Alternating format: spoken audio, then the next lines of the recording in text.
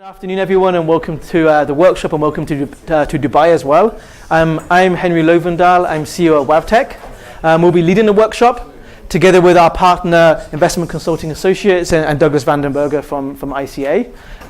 The two of us have teamed up to deliver this workshop because of our different kind of expertise in the area of FDI. Wavtec specializes on FDI data, lead generation services, whereas ICA specializes on working with companies, site selection, marketing services, and strategic services for governments and companies around the world. So the mixture of their kind of corporate expertise, actually working with companies and advising them, and then our research and lead generation expertise, we hope will give some good insights in the workshop. The agenda of the AIM conference is competitiveness in FDI. So we've tried to align our workshop presentations and discussion around that theme.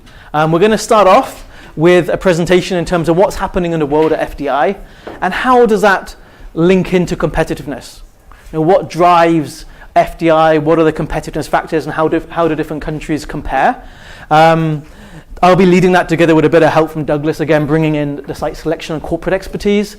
And then Douglas is going to take over looking more at the site selection factors and corporate location. And then we're going to finish off with quite an interesting presentation we pulled together looking at sustainable development and FDI, which is really core to achieving competitiveness of your countries and economies.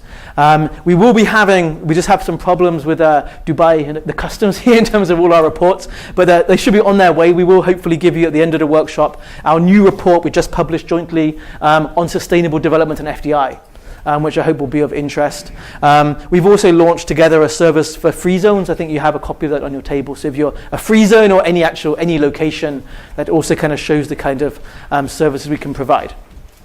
Before we kick off, it may be just useful for everyone as well just to share ideas, and also for us, if you could just quickly say which countries you're from and your organization at the beginning.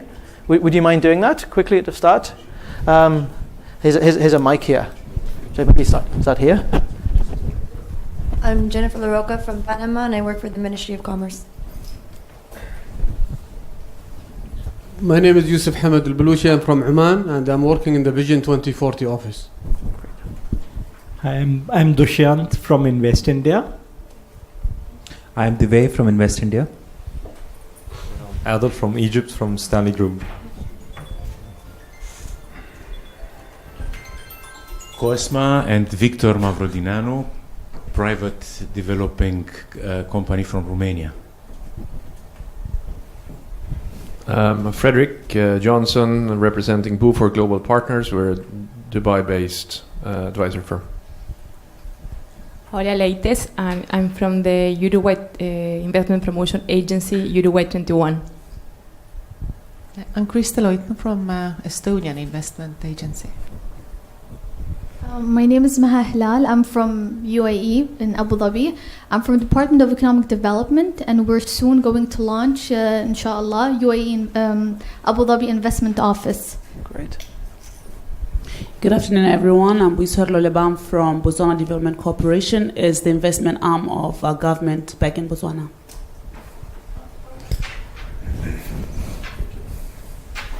Hello, my name is Evaldo. I am from the FDI sector of the Ministry of Agriculture of Brazil. Achim Hartig, Germany Trade and Invest. Katharina Arnold from Germany. I support investment promotion agencies in attracting investment. Hi, Raido Lember from Estonian Investment Agency. Hello, I'm Zoe van den Berg. I'm from ICA, and I do business development and marketing. Great. I think that's it. No, thanks very much for introducing yourselves. So we have people from all over the world here, so a really international workshop. Some of you I've met before, so nice seeing you again. And others we're currently working with you, like in Uruguay 21 and also in Botswana as well. So nice to see you as well. So I'll just go through the first presentation, starting looking at FDI trends and competitiveness drivers. So first of all, just a bit about us, just so you see our background. Now, Wavtec, we have a partnership with Financial Times. In fact, we cover the Middle East region. So that's why we have kind of co-branding here just to explain that. So I've been asked just to give a quick overview of FDI Intelligence Division of Financial Times. It's the largest FDI and data services company globally, FDI Intelligence, specializing in everything related to foreign investment, advertising through the FDI magazine and Financial Times newspaper, ft.com, I'm sure you know. The databases to help you track FDI, like FDI Markets. And I was just having a talk with this gentleman here about the FDI Markets database and looking at Chinese FDI and so on. So I'm sure a lot of you use that database as well. FDI events, FT does a lot of big FDI events. It's actually the world's leading provider of FDI events.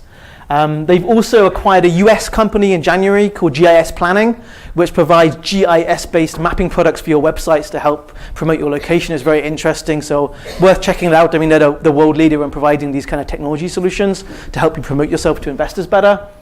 And then they also do videos of different locations. And some of the countries here and cities here, we've done videos for you before. So that's just a quick overview. These are the different products and tools which FDI Intelligence Financial Times provides. And I'm sure a lot of you are familiar with some of those databases already. Just a bit about WavTech. We're a specialist consulting firm. Through our data products, we advise companies on site selection. The actual site selection advisory services, ICA, specializes in that, not us. We provide the data to help companies inform their decisions. And we work with economic development agencies worldwide. We've got over 50 FDI consultants working in WavTech, offices in China, Hong Kong, India, Ireland, Japan, Korea, US, and UK. Our India office is our biggest office, so I'm glad we have the Indian government here. We're one of your clients, I guess, as an inward investor. We're based in Bangalore. All our research products, which you can see here, are made in Bangalore in terms of all the research which goes into them. Our team have worked with over 1,000 companies delivering greenfield investments. So it's over actually 1,000 projects, over $50 billion of investment, and we've secured for countries we've worked for. So that's really our starting point when we do trainings, our experience of actually working with companies, helping them make their investment projects on behalf of government clients. We developed the world's leading FDI tracking and corporate location databases. So all those products I just showed you from Financial Times, except for GIS Planning, we developed the technology and the software. Plus, we have our own suite of products here, FDI Professionals, FDI Accounting, and Incentives Monitor, which we also develop. So in total, over 1,000 organizations around the world currently subscribe to WavTech developed products, including some of quite a few of the organizations here today. If you would like to find out more, you can go to our website so I can discuss with you. As I mentioned, we're the technology and consulting partner of FDI Intelligence. Not only do we have the franchise for Middle East, we also have the franchise for Canada and all of Asia Pacific as well. So we're very, very close with Financial Times and work together with them on a day-by-day basis, which is very useful for us and hopefully for them too. These are just examples of some of our clients. So we work right from countries with national IPAs. We're currently working, for example, with Global Affairs Canada or Investing Canada in China, helping them with attracting FDI from China. We're working with BKPM, the national IPA of Indonesia, helping them attract Canadian investment. Worked recently with the Swiss government, Chilean, Costa Rican, Botswana government, both lead generation and also provision of our data products. Invest Guatemala and lots of other national IPAs. A lot of the state and regional agencies we're working with, for example, we're currently working, say, in Germany with state of Bavaria and Saxony, working with Ontario, Scotland, Louisiana, working with Zurich right now, or InvestCharge now, with Dubai FDI, so a lot of state and regional level agencies. And then we work right down to working with cities, working with zones, especially now we launched our joint partnership with ICA, specifically for zones. And then we do a lot of work with international organizations. Especially in developing countries. We've done a lot of work in Caribbean. In fact, we just won a project together with ICA in Haiti with the Inter-American Development Board, so helping them do everything they need to do to attract investment. So we're working all around the world in terms of helping locations attract FDI. So that's the sales pitch done. I'll hand over to Douglas maybe just to talk a bit about ICA. Yeah. Thanks, Henry, for No, I'll do it. Okay. Thanks, Henry, for the introduction. Briefly, our company is 9 years old now.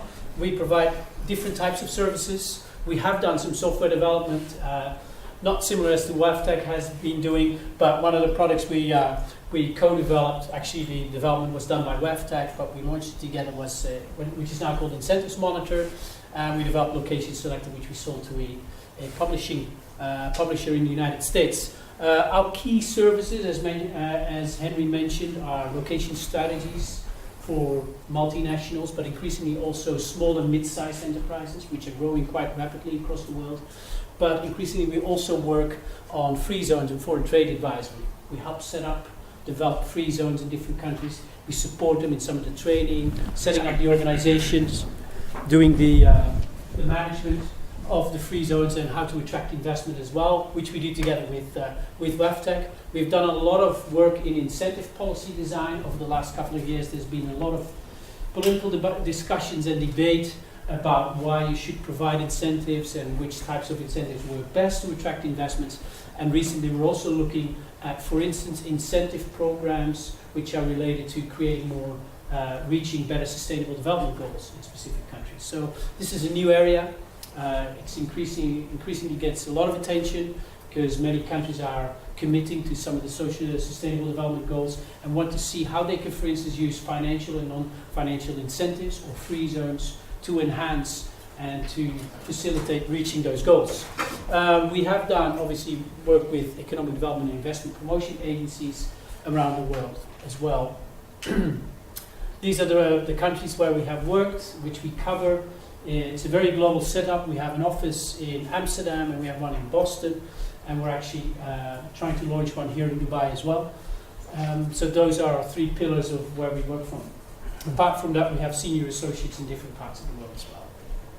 These are some of our public sector clients. There is obviously some overlap where we've either partnered with WEFTEC or we haven't because of the focus of the types of projects. A lot of projects in the United States, in North America as well, for public organizations, economic development organizations, and some of the international organizations as well. This is an example of our corporate sector clients, some recent ones. You can see there's some smaller clients, but also some bigger clients that we have worked for in setting up their facilities abroad, shared service centers, R&D centers, manufacturing facilities, or smaller warehouses, for instance, regional distribution centers. One example is of a client is Agnovation Technologies. It's a client from Vancouver that we have worked with for many years. It's expanding quite rapidly. It's a very good example of a company that's in the field of ICT or IT, in the forefront of technology development. It's a mid-sized company. It's going for an IPO in Hong Kong in the next couple of years, actually. And we've worked closely with them. And you can sometimes we see like those types of companies like Appion or Agnovation, but also Pura, are smaller companies, and they may not always be on the radar screen of your investment agencies, of your governments, but they attract or they create a lot of jobs and have a huge capital investment. So these can also be some of your key focus areas for attracting investment. That's the pitch from our side. So now you've had the compulsory marketing part of the workshop. Let's go into the global FDI trends. Obviously using the databases, FDI Markets from FDI Intelligence. We've looked at some of the statistics. And in fact, last year at the conference, AIM conference, we produced a report that focused on the future of FDI, the future of Greenfield FDI. And we looked into different types of new forms of investments, because we strongly believe that although FDI is sort of stabilizing and in some markets really picking up, there is globally some form of stabilization in terms of greenfield foreign direct investment projects, like those typical projects that every country or every government really wants to attract. Those are the ones that make the front page news. They've become not scarce, but the reservoir of those projects has become a little smaller and slightly stabilizing, to be honest, and I'm sure Henry can say much more about that, what the future trends are about. But last year we produced this report for AIM and also looked at new forms of investments. And I will go into more detail into that in the second part of the presentation. But we saw a small decline in 2015. I think it was a decline of almost 550 greenfield FDI projects over the last year of 2016. Over 2015 it was 1,000. And I think the figures now are showing a trend towards stabilization. But what we do see in terms of the growth of FDI flows, and using, for instance, UNCTAD statistics, that most of that is attributable to foreign mergers and acquisitions, so one company taking over the other. So those are different types of projects. A greenfield FDI project versus a global mergers and acquisitions. In terms of its economic development impact, it has different implications. So these are some of the trends. As I mentioned, global M&A deals have increased over 2015. Again, in 2016, they're slightly declining.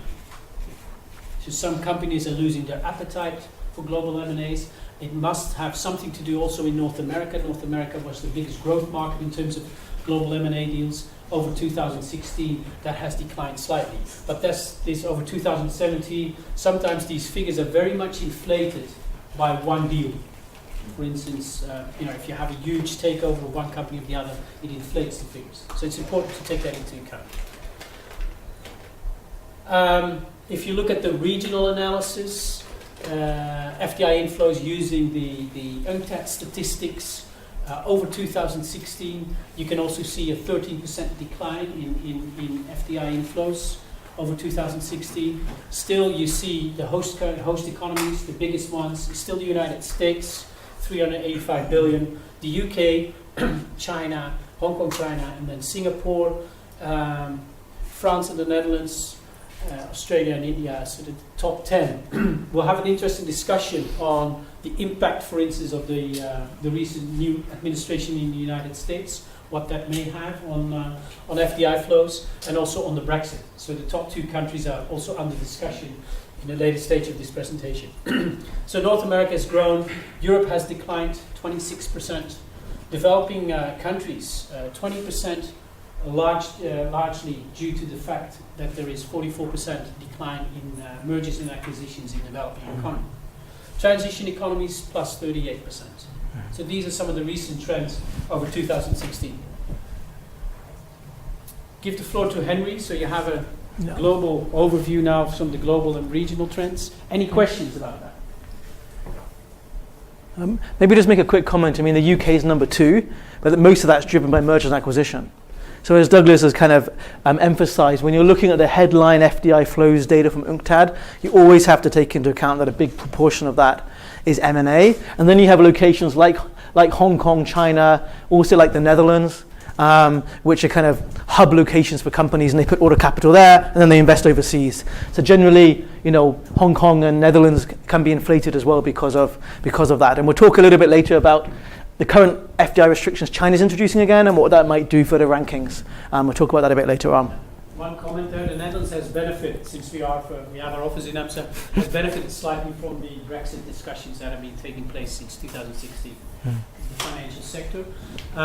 One of the challenges the Netherlands faces now, because it's such a small economy, like banks like HSBC have actually looked at Amsterdam, also obviously at Frankfurt and Paris, but a country like the Netherlands or even a city like Amsterdam cannot absorb those huge FDI projects. Like in the financial industry, they were looking at 2,000 to 2,500 people, financial experts. First of all, we don't have them in Amsterdam. Secondly, the housing market cannot absorb it. So simply you can see the small size of an economy like the Netherlands, which is still large in terms of its geographical size, is not capable of really absorbing those huge foreign direct investment projects. And I think that applies to many countries, even here at AIM, but also here at the workshop, that you need to put down realistic perceptions. Yeah, and as you said, it comes down to city level. Yes. I mean, companies are not looking at, they are looking at countries, but they're looking, hey, where can I relocate my financial services? Looking at Amsterdam versus Frankfurt versus Paris, so it depends on the city characteristics as well as the country. Yeah. So I'm just going to go into a bit more detail on Greenfield FDI, and we want it to be interactive, so there's a quiz throughout, so you have to shout out answers, otherwise I'll just give you the microphone, which is here. Maybe Douglas will do that, so he can get the blame for picking on people. So I think one or two of you was at a workshop I gave on Wednesday with Dubai FDI, so apologies for including some of the same slides, but because the latest data has just been published by the FT last night, there's some very important updates. So please stay with me for 10 or 15 minutes later, and there will be some big changes, okay? Especially you that were with me on Wednesday. So first, we were in the same workshop because they cannot answer the question. Yeah, he's not allowed to answer the question. Okay, so this is the quiz part. Well, there's lots of quizzes. What were the top 4? And again, we're only talking about greenfield FDI here, so the actual new operations, creating jobs, new capital investment, like manufacturing, logistics, and so on. What were the top 4 destination countries for greenfield FDI in 2016? Any guesses? USA. UK. China. India. Have you read the presentation? And then, which were the fastest growing locations? India, Hong Kong, US, Mexico. What about this region, the Middle East? Dubai, UAE. Okay, let's have a look. So, when we're looking at FDI, we always use kind of 2 indicators to give 2 different perspectives in terms of greenfield investment. One is numbers of projects. We really like to show the results by numbers of projects because it's not distorted by 1 or 2 mega projects.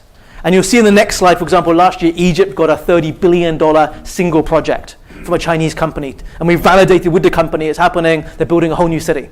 So, India's numbers are going to go up in all the data sources. So the number of projects is really nice because it's much more stable year by year. It shows the overall numbers of foreign companies investing. Whereas the actual capital investment or job creation is, shows the size of projects which are going there, which vary year by year. So this is why we always show both. So this is the first slide by numbers of projects. So you're completely right. In terms of number of projects, the US was by far number 1. You're right as well, UK number 2, and India and China right here. So congratulations, you got the answers right on this. And you see the next country is Germany. The decline we have to note here because we're actually waiting from data from Germany Trade and Investment, their 2006 latest data. So we put a caveat there, and when we have that, it will be shooting back up there to positive territory, I'm sure. So I have that note there when you're looking at the data. France, Spain, Mexico, Singapore, Australia, UAE here. UAE is a small country, but look, it's ranked up. What is it, number 10 or 8 or something in the world? Then Poland, Canada, Russia, Vietnam. It's interesting to look at the trends. You can see UK down 12% numbers of projects. We'll look at that a bit later. Why? India up 17% from already a big number. So big growth. China just a very small growth. China was a decline.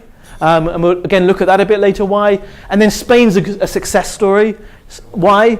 Spanish economy is moving back to strong economic growth. And we'll talk about that later, the importance of markets for driving FDI. But that's why Spanish FDI really went up a lot, 32%. Also Poland doing very well. I think colleague Katerina at the back is working a lot in Poland and helping Polish companies also invest. And then Russia, with sanctions easing off Russia, again, companies investing there much more. So a lot of the ups and downs at FDI can be traced to economic growth rates and the global politics and access to markets. So it has such a big impact, as you can see here. Now we look at the value of investments, capital investment. Now this is the announced investment. Most of it will happen, but it happens over a period of time, especially big projects. Like building a new city in Egypt may take 10 years or 5 years if it's a Chinese company. So, it takes time for that money to enter in. So whilst we have big numbers here, like for Egypt, $41 billion, by the time that feeds into the economy, it can take many, many years. So this is the actual announcements which companies are making. So it gives you an idea, of how the FDI flows are likely to change in the future. But if you look at the top ones, India and China, neck and neck really in terms of values of capital investment, which is interesting. Chinese economic growth is going down, India's growth is going up, therefore companies focusing on India.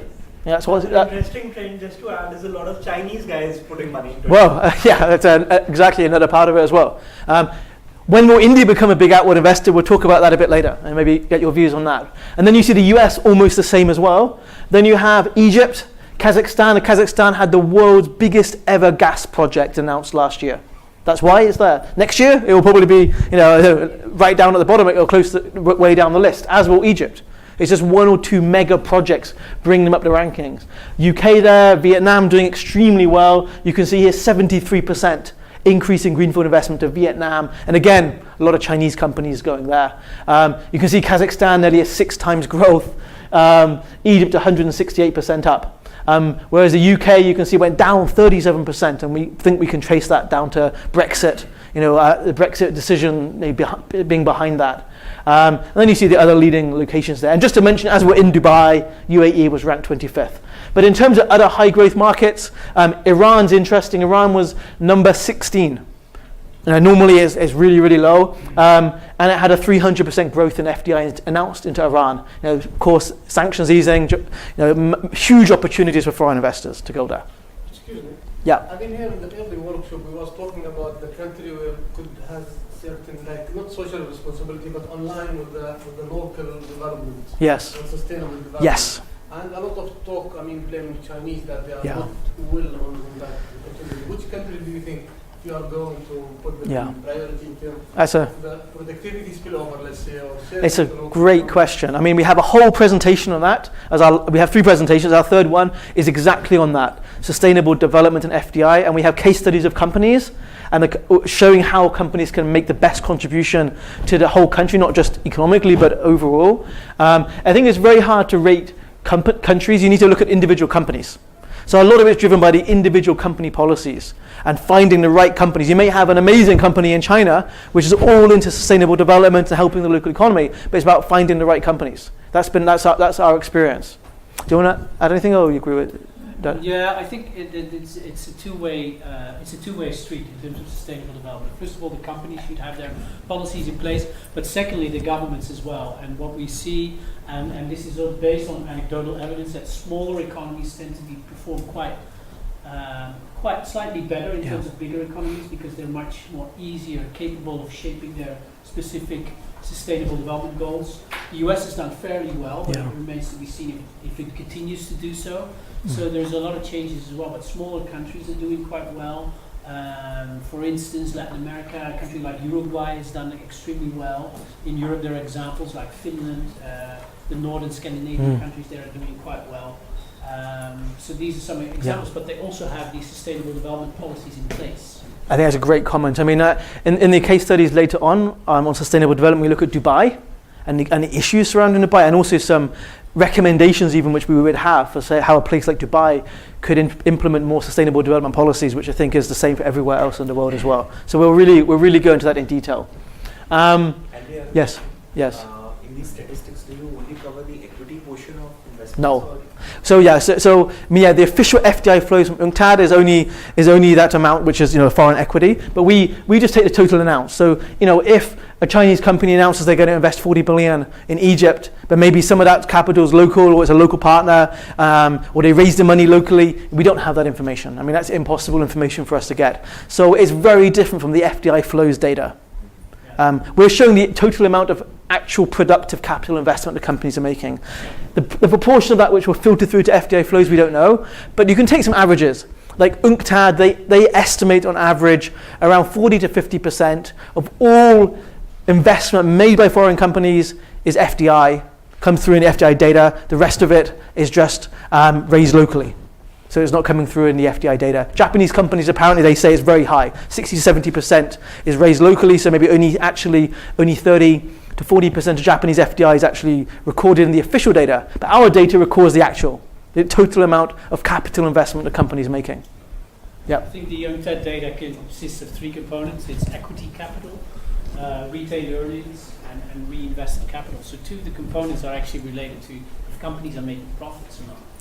And so it's very, very fragile. And if you see the list of countries that actually report the 3 indicators, it's quite limited.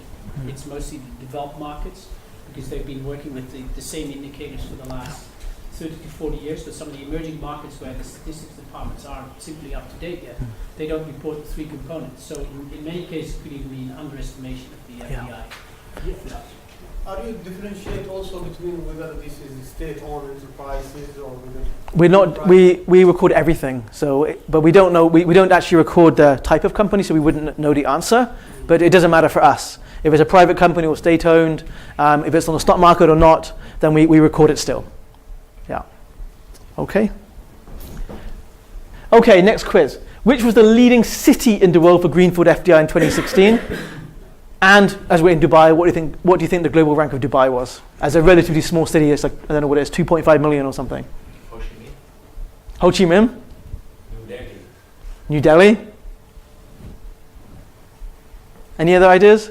And what about Dubai? How do you think Dubai is doing? Great? Yeah. Yeah, it's doing great. Of course it is. We'll see. So, again, by numbers of projects, 2016. London number 1, Singapore number 2, Dubai number 3, so third in the world, Dubai, which is amazing as a small city. I mean, London's like the whole area, maybe 12 million people. And look how well Dubai is doing. New York, Shanghai, Hong Kong, Paris, Sydney, and you see the other cities down below by numbers of FDI projects which we've tracked. And then this shows the trends data. So you can see the ups and downs. So London went down 16% last year. We saw a big decline in Paris, but then other cities are growing very strongly, like Madrid, up 44%. And that's because, as I said, because of very strong Spanish economic growth. Companies are investing back in. That's by numbers of projects. This is by capital investment. So whoever said Ho Chi Minh, very close, great answer, impressive. So I would never have guessed that. So Singapore number 1. And if you look at any indicator, whether that's FDI or competitiveness indicator, I mean, Singapore is almost always number 1. It's kind of boring. It's just so successful. So if you want to look at a model for economic development or FDI, I always recommend Singapore as the first one because probably the most successful location in the world over the last 30 years. Ho Chi Minh, Guangzhou, China, London, UK, New York, Shanghai, Dubai. So Dubai is right up there as well. Again, look at the size of the city that's competing against, not in terms of the ranking. I mean, Dubai is a very small city compared to these locations, but does phenomenally well because it's the hub of the Middle East. This is, it's and very with not too many alternatives. And then you can see the other locations down below. So it's quite interesting to look at that in terms of the top cities, because investors, as Douglas I'm sure will talk about, drill down to cities when they're making their site selection decisions. This just shows Dubai, because I think it illustrates the global trend. So this shows the capital investment in Dubai from when we started data. This is all from Financial Times, 2003 to last year. So you can see it boomed, 2008. And 2008, Dubai was the number 1 city in the world for FDI. It was ranked number 1. Then you see the financial crisis hit Dubai massively, especially because of dependence on construction investment and tourism investment. Went down hugely, as the global financial crisis kicked in, down and down and down and down. Then, as the world economy started recovering, financial crisis was recovering, FDI into Dubai picked up again, and then was really stable, went down a little bit last year. So I mean, what's happening in Dubai, because Dubai is the 3rd leading city in the world, is quite reflective of what's happening in the world. So it is a really interesting place to look at to understand what's happening. And this reflects many countries' experience. The boom going up to here, and then a decline when the financial crisis hit the Western countries in particular. And now we're seeing slow but kind of partial recovery in FDI. Do you guys, any comments? Okay. Yeah. Okay. Next quiz. Now we're looking at where the investment's coming from. So the source of FDI. Who do you think are the 4 leading source countries for FDI worldwide? And also UAE, you're all here UAE. Hopefully you have lots of meetings with UAE investors to invest in your countries whilst you're here. Because what was the global rank of UAE? So first of all, who do you think are the 4 biggest investors overseas? US, China, Japan, UK, Germany. You got them. and what about UAE? How big do you think it is in terms of outward investor? Small country of UAE. Growing, yep. We'll have a look. So, again, by numbers of projects, source of projects, US over 3,000. I mean, it's more than double number 2, which was Germany. So in terms of numbers of projects, the US is by far the dominant outward investor. Also because of the sectors. US, is a services and technology-driven economy. So these are often maybe smaller projects, but they're software and technology type projects, services type projects. So that's why it's very high in terms of the number of projects. There's so many companies. I mean, just California alone will be one of the world's leading foreign investors by numbers of projects. Then you have Germany, of course, one of the leading industrial and economic power in Europe, and a huge overseas investor. UK behind Germany, France, Japan, and then China by numbers of projects. I mean, these are the top ones. And then you see all the other countries here. But numbers of projects overseas, UAE was number 16 in the world, 16th biggest investor. I mean, when I look at this list, some things jump out. I mean, as you can see, you all know the top 6. I mean, I think if you're working in an FDI or international business, you kind of would pretty much guess the top 6. Pretty much they're always the same every year now, just the ranking changes a bit. Some other ones are interesting. I mean, Spain, if you're from Latin America, like Uruguay, you probably have a good focus on Spain, but most other countries maybe are not targeting too much Spain. Now, we're working with one client in UAE as their representative around the world for attracting investment. Our first success to invest actually in their zone with a signed lease was a Spanish aerospace company. So Spain, as you can see, is a big investor. And, and was it growing? Yeah, it's growing last year by 9%. Switzerland, we know, Nestle and so on. Italy as well. It's a G7 economy. But I mean, how many IPAs here? I mean, put your hand up if you proactively target Italy for FDI. Well, maybe you should look at Italy. It's one of the top outward investors and a G7 economy. See, most people overlook Italy. So again, just looking at this data is really interesting just to see how does it fit with your strategy. And of course, maybe Italy has industries which your location is not targeting, so you wouldn't target Italy.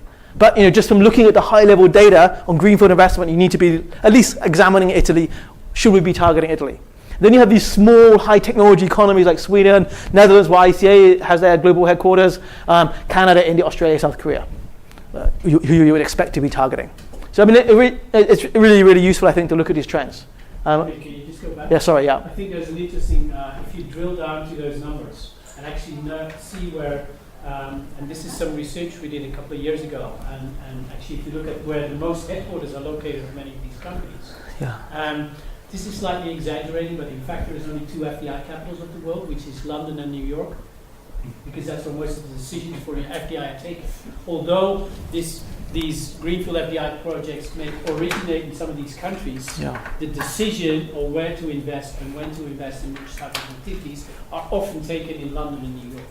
Especially since the financial crisis, many of the companies which had previously decentralized their decision-making models has been centralized. Like US companies, all the major decisions about where to invest and when to invest, it's all taken in the US itself. It's crystallizing out slightly because the US has, like New York and also California, as you mentioned, but many of these important decisions are taken at headquarters decisions. So if you want to sort of lobby and more identify, because it's not only the company, you want to be in touch with the decision makers, the key decision makers which actually decide upon where to invest. That's often in some of these bigger capitals of the world. Yeah, and I'd also mention, related to your point, Douglas, when one of our products, FDI Professionals, this is a database of all the site selectors, all the advisors and influencers to FDI worldwide. 40% of US companies planning to outsource their site selection. So if you want to be targeting companies, you also need to be targeting their advisors. Also like ICA, you should be targeting Douglas, saying, oh, next time you're advising a client, introduce them to us, we can help facilitate their investments. I mean, he should be one of your targets, really. So, but where are those advisors located? Again, London and New York will be by far the top 2 location hubs for the professional services advisors. So it's another reason as well to be targeting those cities. This shows the same data by capital investment overseas. So the US investors overseas still not dominant. We tracked $155 billion of US investment, greenfield investment overseas last year, and a big growth, 31%. A lot of that growth was due to, I think it was ExxonMobil's project in Kazakhstan. So that, I think it's $30 billion project. So that's a big part of that is just one single project. China number 2. If you can see by numbers of projects, China was number 6. By capital investment is number 2 because Chinese companies are investing in industries with big projects. Very capital intensive industries, and Chinese companies generally making bigger projects, like most Asian countries are the same. Germany number 3, but you can see there's a big difference.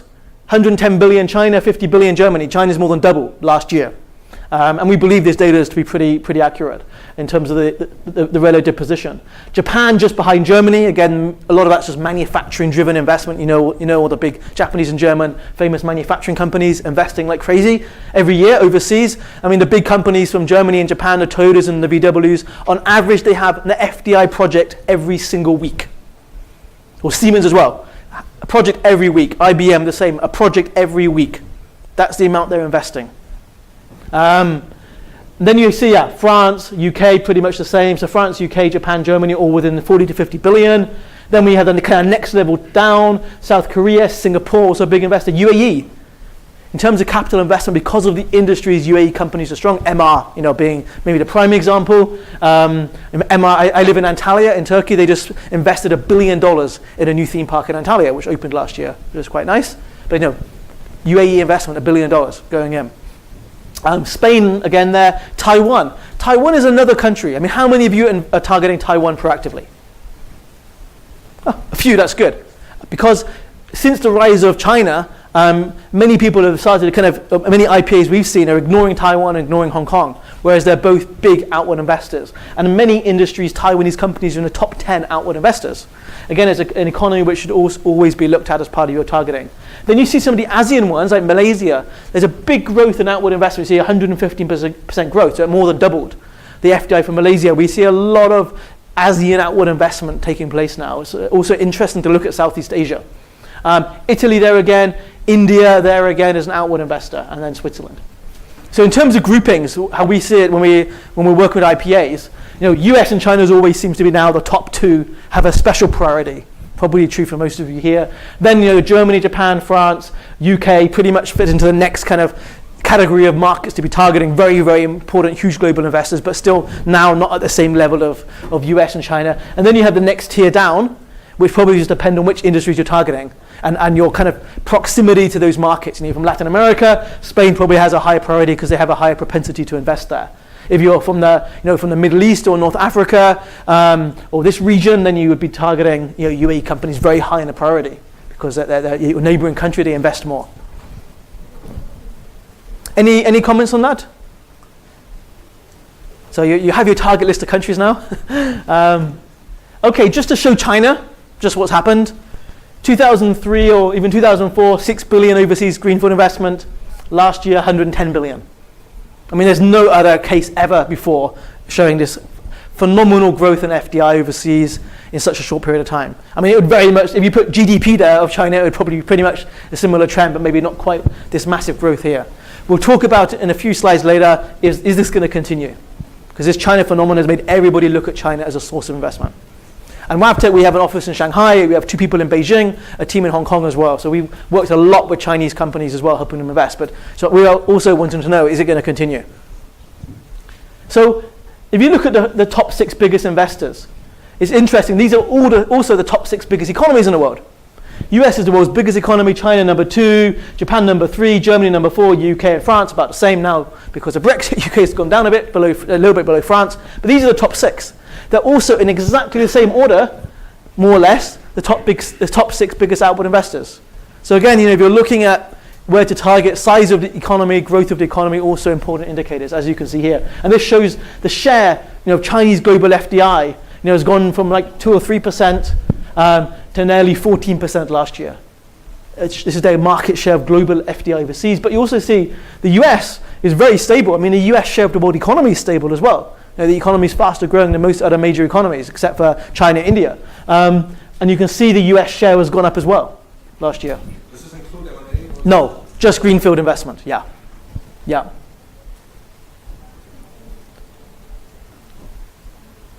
Okay, looking now quickly at industries. What were the leading industries for FDI last year, and which are the growing ones?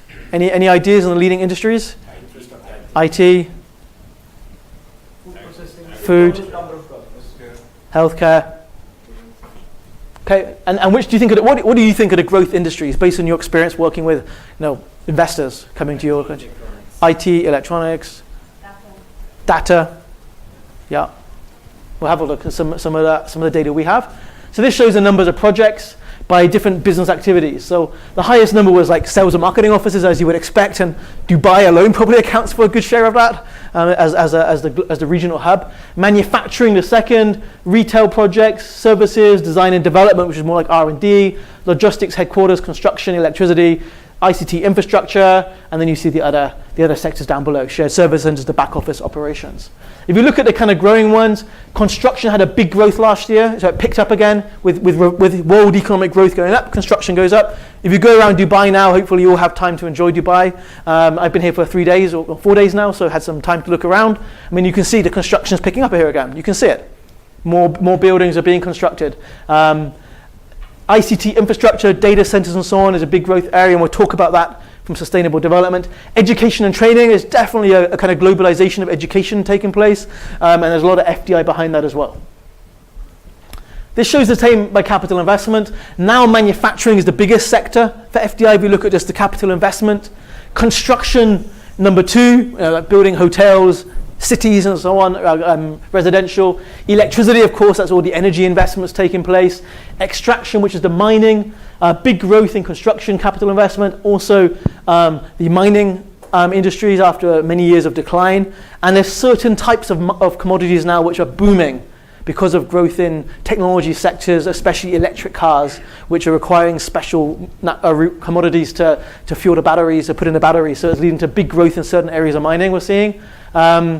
Logistics, and you can see all the other activities there. In terms of other growth areas, R&D, design and development, is growing strongly as well now. Recycling, so more environmental technology, sustainable development type investment growing very strongly, more than doubled last year. Maintenance and servicing, a lot of that is MRO for the aerospace industry as well, growing strongly. And again, yeah, education also. Okay. Okay, so going back to the theme of the AIM workshop in terms of competitiveness, what is competitiveness and what's the role of government? So first of all, this was a survey by the Economist Intelligence Unit last 2015 of 155 executives worldwide. And they concluded government support for corporate overseas expansion plays a crucial role across all key areas. In other words, IPAs like yourself, government organizations and private sector partners as well, are extremely important for foreign investors. I mean, you have a big role to play in helping them attract investment. That was shown from the survey here. What's the role of investment promotion? This is all data from the World Bank based on all the agencies they've worked with. The World Bank calculates for proactive investment promotion. So that's not just sitting back, waiting for the phone to ring and emails to come in or inquiries from your website, going out there, proactively engaging with companies. For every $1 you spend, you get $4 in FDI back. So a good return on investment by any measures. I'd invest in that. And I am investing in it as a lead generation company. So the World Bank also calculate that if you increase your budget, this is the good news, you should all be writing a note of this. If you increase your budget by 10%, you get 2.5% more FDI. So if you get $60,000 more budget, you should bring in $5 million more investment. That's what the World Bank says. So quite a good source for that data. So you should all be trying to get that 10% increase in budget and guarantee these numbers. And if you want to prove it, you can subscribe to our FDI accounting software, which will measure accurately your return on investment. So you can actually stand over those numbers and prove that you've delivered that return on investment. However, the World Bank also says there's a 2 to 5 year lag for the impact of increased promotion to increase FDI. It takes time. You got 10% more budget, you got $60,000 or hopefully more than that, $100,000 or $1 million more, and you're going out to meet more companies. Now by the time you meet companies, find those interested in your location, by the time they have projects, by the time they decide to invest in your location, by the time those projects actually invest and open up, it takes years. This is not a short-term process. So that's why the World Bank has found, the World Bank funds IPAs all over the world in emerging markets, developing countries. That's where they get this data from, actually giving IPAs money and helping them achieve more FDI. So it's all based on their experience of working with IPAs, 2 to 5 years. So you need to tell your funders, your stakeholders, give us more money, but you've got to wait 5 years or 2 years to get a return on investment. Some quick ways around that is to speak with people like Douglas and other advisors who are advising companies, because they're only advising companies who have projects. Those probably wouldn't be working with you or looking at FDI strategies. So they know the companies and working with them in terms of making projects right now. So that's also why targeting the advisors is very, very important, because it allows you to not wait 5 years. You may have to just wait a few months if they're working with a company and it has a project which may suit your location. And I don't know what Douglas's company is like, but normally I used to work in PwC and IBM. I was in the inward investment team in IBM. We were very conservative. We wouldn't advise our client to go anywhere unless we was 100% sure it's a safe location, because if we say, oh yeah, go invest in this country, but yeah, it could be a bit dodgy, we're not too sure, we're not going to do that because it's a risk for us. They could sue us or we give them the wrong advice. So often they're quite conservative in the locations they look at. So if maybe you're not on their map. Maybe when Douglas's team is advising, that their Boston office is advising a US company to invest, they may be only looking at a limited number of locations. So if you promote yourself to these guys, you can get on the map and get results maybe quicker than this. So just to mention that point. Just a comment there. I think one of the important things is, because it takes much longer for FDI to materialize and the project takes a lot longer, is recently I think one of the biggest problems for companies to invest is actually because it takes much longer, and IPAs are often attached to political cycles or political elections. That's quite a challenge there, because companies start to get to know the organization, then all of a sudden there's elections, or there's re-elections, or the elections are postponed, or there's, political stability isn't there, then there's a new CEO or new minister of economic development, he wants to rebrand the organizations. So sometimes we even advise, if IPAs can sort of depoliticize some of their activities and their institutional setting, it makes much more sense, because an IPA is usually attached to a time frame of 4 years, while the investment can take 4 or 5 years.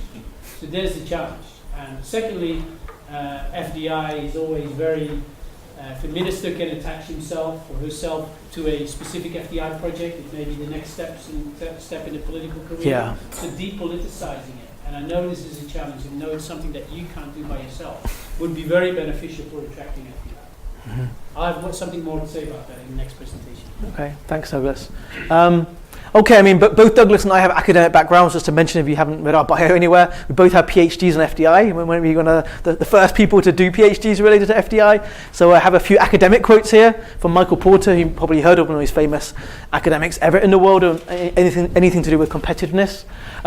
So he argues that productivity, not exports or natural resources, determines the prosperity of any state or nation. I mention this because AIM is all about competitiveness here. So competitiveness is not that you export more or you have all these resources which you can leverage. It's about increasing the productivity of the economy, and FDI is one way to achieve that. Michael Porter, in another book of his, the most famous book of all, The Competitive Advantage of Nations, which I think still stands true, only companies themselves can achieve and sustain competitive advantage. They must recognize the central role of innovation. So governments, of course, play a very important role, especially state-owned enterprises in many countries, and you set up the environment for companies to be successful, skill, training, infrastructure, trade promotion, investment promotion, and so on. But in the end of the day, it's the companies, whether state-owned or privately owned, who have to deliver for the country. And in the end, that comes down to innovation. And I'll be looking at that a bit later on. He also argues there's no such thing as a low-tech industry, only low-tech companies. I mean, I love this phrase, because no matter which country you're from, let's say Italy as an example. Italy, famous for its textiles and all these kind of industries, extremely low technology industries, but Italian companies are extremely high tech. So whatever industries you're focusing on, it's about making the companies in those industries, whether they're foreign investors coming in, whether it's domestic companies, higher technology. Make those companies high tech in that industry. And that's really a secret to success in economic development, building your high technology economy. And high technology companies within that economy.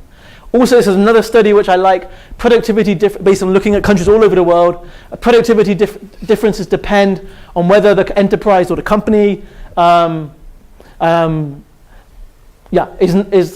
is national or multinational, not if it's foreign or domestic. Because there are lots of statistics. If you look at, say, the UK, where I'm from, foreign companies have much higher productivity than UK companies on average.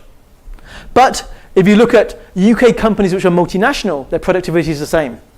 So what matters for your long-term economic competitiveness is making your companies multinational. Whether that's bringing in the foreign multinationals like it's our jobs, or it's working with your local companies to make them multinational. And that's why we see trends, for example, like Germany Trade and Investment, a gentleman at the back there, they combine together, one umbrella trade and investment, and many countries have done the same because you also want to make your local companies more international as well. So it's very, very important. The data shows that's key to productivity. Okay, what competitiveness factors drive FDI to a location? So, quiz again. What do you think are the key location drivers for FDI? Talent and skills. Talent and skills. Why do companies invest in your countries? Pardon? Stability of the country. Stability. Resources. Why do companies invest in India? Big market. Taxes. Why do companies invest in Germany? Skilled workers. Skilled. Trade agreements. Trade agreements. It's also a pretty big economy as well. Yeah. Let's have a look at some evidence. So this is based from the period 2015 until January this year, so just over 2 years period, based on over 4,500 projects where we have data on why companies are saying they invested in a particular location. And this is what the companies are saying. Percent of projects with cited factor. So you can see here, domestic market growth was most important, nearly 40% of companies. India, a good example. Proximity to markets, UAE is a great example, or Dubai and Abu Dhabi, companies invest here to serve the whole region, predominantly. As well, of course, they serve the local market, but they're coming here to serve the regional market. That's why UAE is so amazingly successful in attracting FDI. Regulations or business climate, stability, taxes, both mentioned, very important for investors. Skilled workforce, also mentioned. And then you see all the other factors there, down below. Did you want to make a comment on that? Yeah. The second one is important because it was also mentioned, trade agreements, proximity to markets or customers. Actually, we've recently, to take an example, looked at Panama, for instance, and the country you're from. Panama has an excellent logistics network, obviously through the canal, but obviously also has a huge number of good trade agreements with many regions and countries of the world. That also, and if you look at the types of industries it's able to attract, due to not only the canal but also due to the trade agreements, it's enormous. Because for some of the US companies, it makes much more sense to go through Panama, have some value added within the Panamanian free zones, and you're able to export to China, into the European market, and actually benefit from the trade agreements that Panama has with, for instance, Europe and China, that the US doesn't have. So there's a huge market that opens up for US companies to go through Panama. So it's a case study where you can actually benefit from trade agreements. Yeah. Mexico, I guess, another example. Yes. They do their free trade agreement with Europe, so it's better for companies to invest in Mexico than the US. Exactly. Which looks like it'll stay that way. So, thanks, Douglas. So, was there another question there? I think I missed a question. Okay, yeah. Which industries are driven by access to domestic markets? Which industries are driven by access to skilled labor? So what kind of industries and sectors do you think are driven purely by access to markets? Which ones do you think are more driven by skills, based on your experience? Yeah, this is the consumption. Normally domestic market will consume the industry, the IT, the skills required. So IT, those kind of technology sectors, yeah. We'll have a look at the data. It's really, really interesting. This shows the business activities where the domestic market is the key location driver. It's based on like 2,600 FDI projects since 2014. So you can see construction, nearly all the projects are based on the domestic market. Companies are building residential properties, hotels, because of all the people in that market. So it's really driven by the domestic market. Electricity projects, you're building your coal power plant or your gas power plant or your solar farm or your wind turbines because you're providing electricity to the domestic market. So it's the key driver, it's domestic market seeking. ICT infrastructure often as well, your telecom networks, even data centers to an extent, but especially your telecom internet network, infrastructure is to serve the domestic market. On the other scale, you come down shared service centers, it's not a factor, not important. So if you're promoting your location as a center for shared service centers, contact centers, R&D, this is not an important factor to be focusing on. You need to be focusing on other factors which are driving the project. Headquarters as well, not so important because it's a regional operation. Normally companies set up their regional headquarters, like in Dubai, for example, or in Amsterdam, or in Frankfurt, or wherever it is in the world. Technical support, not that important as well. And manufacturing, yeah, it's important, but it's not as important as other activities. Looking now again, the same activities, business activities where skilled workforce is the key location driver. Pretty much the other way around in terms of the ranking. Now you have all the BPO type operations, shared service centers, customer contact, technical support, completely driven by skilled workforce. 80% of companies said they set up their shared service centers because of skilled workforce. So if you're targeting those kind of activities, you need to be focusing on skilled workforce. Or if you have a skilled workforce, you should be looking at those kind of industries maybe to be targeted. R&D is the same. Whereas like construction, it's not a factor. They're going there because of the domestic market opportunity, not because of skilled workers. Or electricity, logistics is the same. It's not an important criteria for investors. So very, very interesting to look at what drives different industries. Okay, reversing back to your countries and your locations. Hi, yeah, one of my colleagues from Financial Times there. So in terms of countries, which countries do you think are most attractive because of their skilled labor force? Shout out some answers. India? Poland? Germany? Estonia? Good. Okay. Which countries do you think are most attractive because of the technology and innovation strengths of the country? Switzerland. China. US. India. Israel. South Korea. Okay, we'll see what companies say now. Countries where skilled labor force is a key location driver for investors. Costa Rica was number 1 in the world. 80% of companies said they went there because of skilled labor force. Why? If you go back to the activities, Costa Rica is America's hub for BPO type operations. And we saw BPO operations are driven by skills, or by medical devices, driven by skills as well. There's like 2 key sectors that are strong, as well as other emerging industries. Lithuania, Ireland, Romania, Hungary, Poland, Israel, and other countries. Some of the smaller ones like Estonia, maybe we didn't include every country, but these are just the ones which really stood out. So you can see what's interesting. Most of these are, if not all of them, apart from Poland, are smaller, high-skilled economies, and often with skills available at affordable cost as well. Like most of these are Costa Rica, Lithuania, Romania, Hungary, Poland, Czech Republic, Morocco, Philippines. They have skilled labor forces which are very affordable. Ireland probably stands out there, as one of the richest countries in the world, but also companies going there for the skilled workforce. Ireland is the highest ranked country in the world by the education levels of the population. And I think 2 or 3 in terms of productivity levels. We have our software team in Ireland, so we can safely say that's true. At the bottom there, China, Germany is there as well, France, Turkey, Vietnam, Colombia, UK, and so on. India. They're all big markets. So the domestic market becomes more of a key driver. Of course, a lot of companies invest in India because of skilled workforce, but far more companies are investing in India in consumer industries and so on, which are driven by the domestic market. Same as, say, Germany or China or France, Turkey. These are big markets. So companies are driven there by access to the markets most of all. Countries where technology innovation is a key location driver for investors. So whoever said Israel at the back there, completely well done, completely right. I mean, it stands out more than any other country. I mean, companies go there for technology. You see almost every week a new acquisition of an Israeli high-tech company or new venture capital being raised. Second biggest technology cluster in the world after California or Silicon Valley. So it's shown here. Netherlands, of course, that's why Douglas has his office headquarters in Amsterdam in the high technology location, innovative location. As shown with the products you've developed over the years. So stands out very well. Then you've got the smaller high technology economies. Finland, Ireland, Singapore, Denmark, most technology intensive economies in the world. Where's Sweden? Maybe I didn't put Sweden on the list.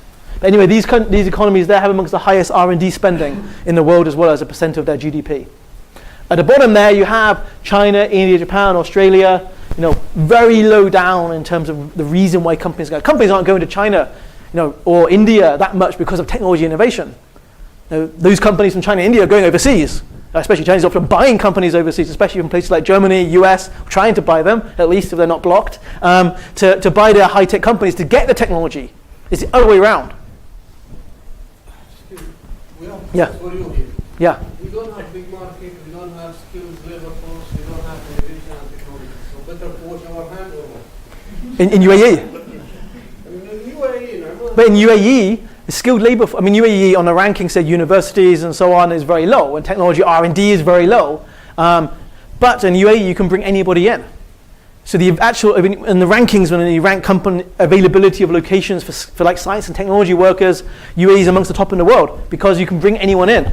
If you can offer a big salary, nice quality of life, world city, no taxes, all the companies in the world are here. No, I'm not talking about UAE.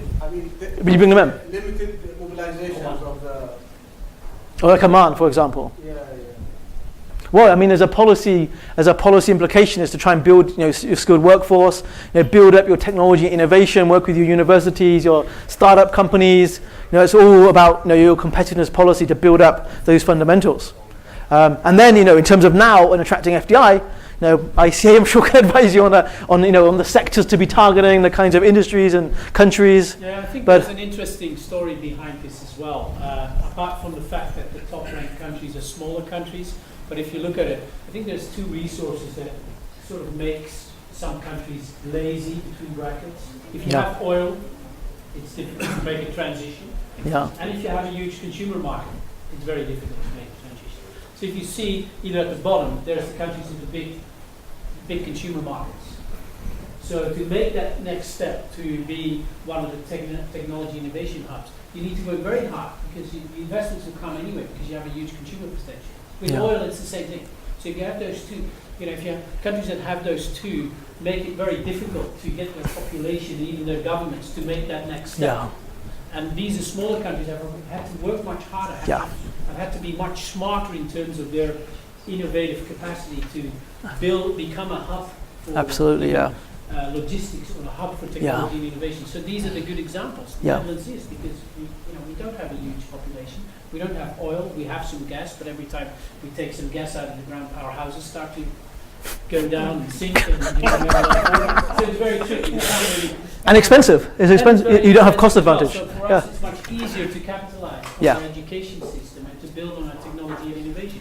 Israel does the same thing. I don't think I have to explain here, but even Finland and Ireland are very good examples of smaller economies. Yeah. So having oil or having a huge consumer markets is, can be a negative asset as well in terms of moving up that value chain. Yeah, it's a really good point. Of course, you want to be attracting FDI, which is driven by your skills, driven by your technology. That's where you want to be because these are long-term sources of competitiveness. Once you have your skilled labor force, it's there. It doesn't disappear.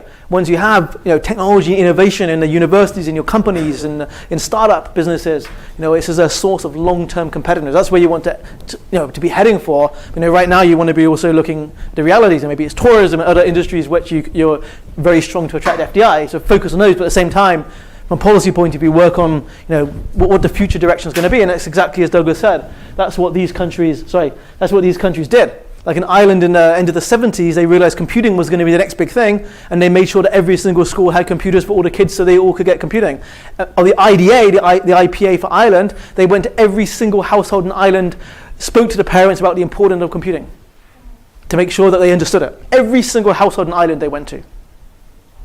So it's a policy agenda. They see the future. I'm sure in Singapore and they're doing exactly, not exactly the same, but doing very similar, extremely proactive, long-term policies to improve competitiveness for the future. That's how they get to this state now. And these are amongst the richest economies in the world. All of those are now. Yeah, and I think Jordan in the region is also a good example. I once spoke to a person from Jordan, a businessman, and he said basically, our education is our natural oil because we don't have it. Yeah. And the best thing we can do is educate our people. Yeah. Okay, so we don't run out of time and move on. Which country do you think are most attractive because of growth of the domestic market? So I'll just show the answer for time reasons. So these are the countries here: Indonesia, China, Turkey, India, Saudi Arabia, Brazil, and other big emerging markets. What it shows is that mainly companies are going there for the domestic market. It means that from an IPA point of view, you're not competing with other countries really for that investment. They're going there anyway.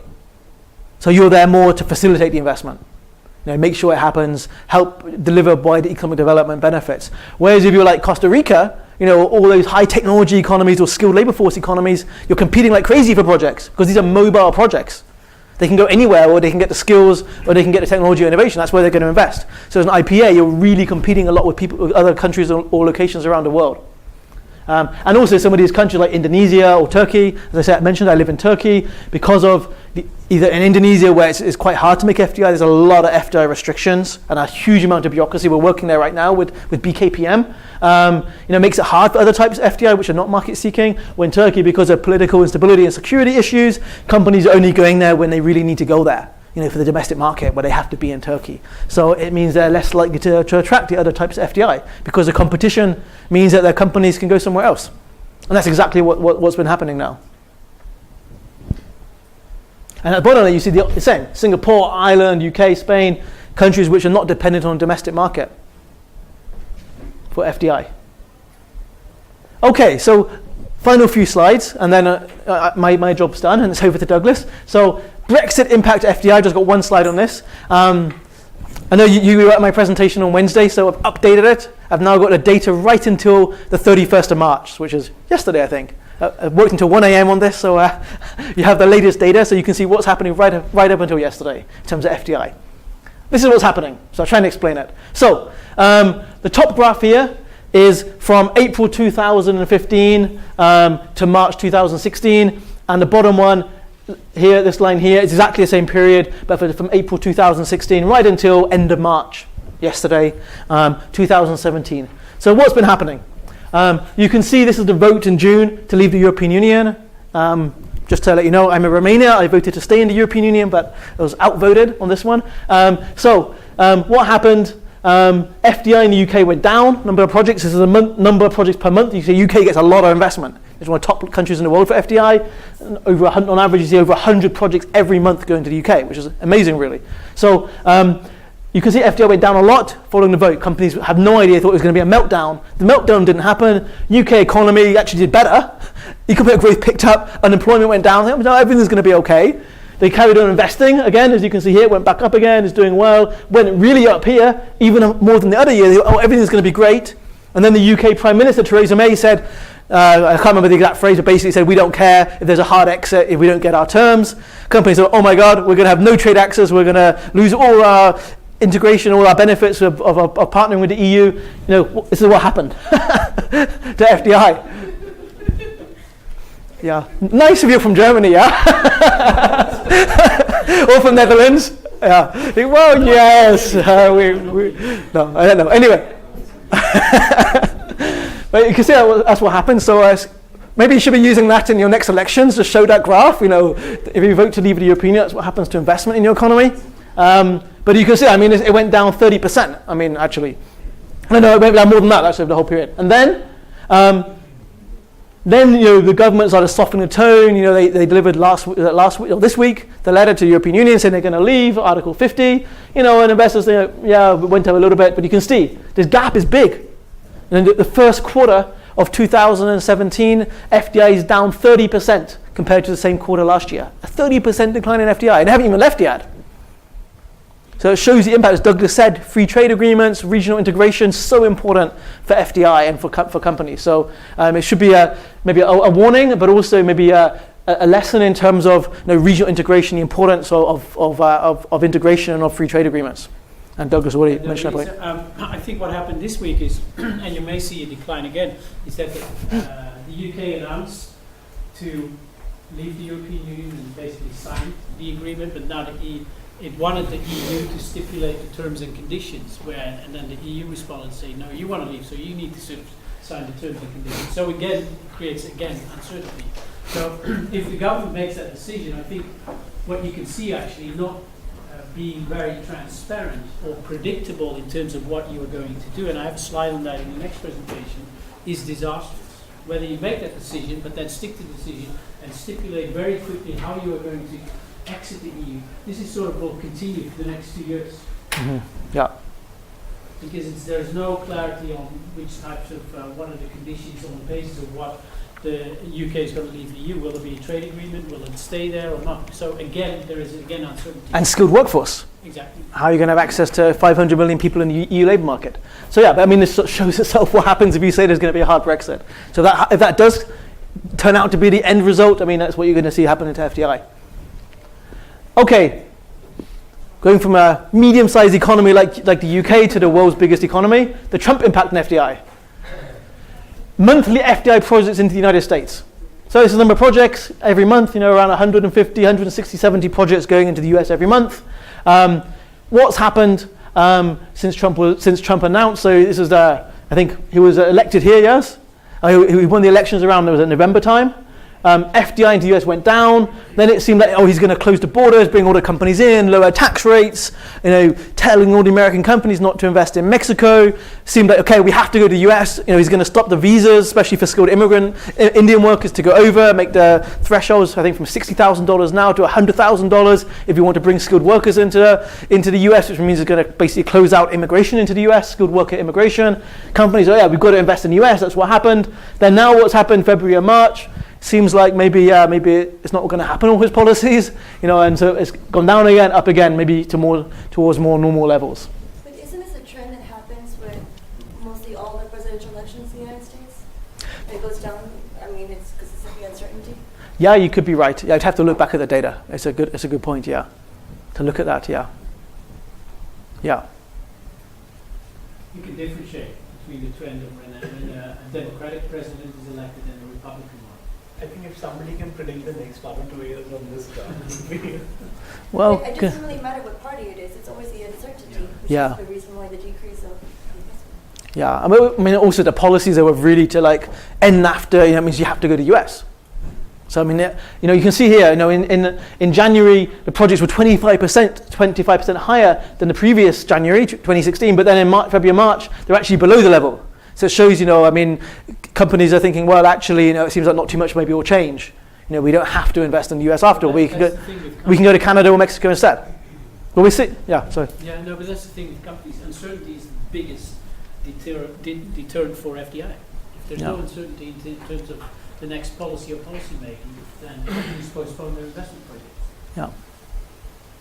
So this shows the projects into Mexico. So this is what happened, when Trump's getting elected. Projects went down. In January, the projects in Mexico were 40% lower than January 2016 and nearly 50% lower compared to January 2015. So, I mean, companies held off investing in Mexico. That's what happened. But it picked up again. Again, the rhetoric about ending NAFTA, all that kind of stuff, seemed to be maybe it's not all going to happen. Companies start investing in Mexico again. If you look at the whole of Q1, project numbers are 12.5% down. So, it seems to have had an impact.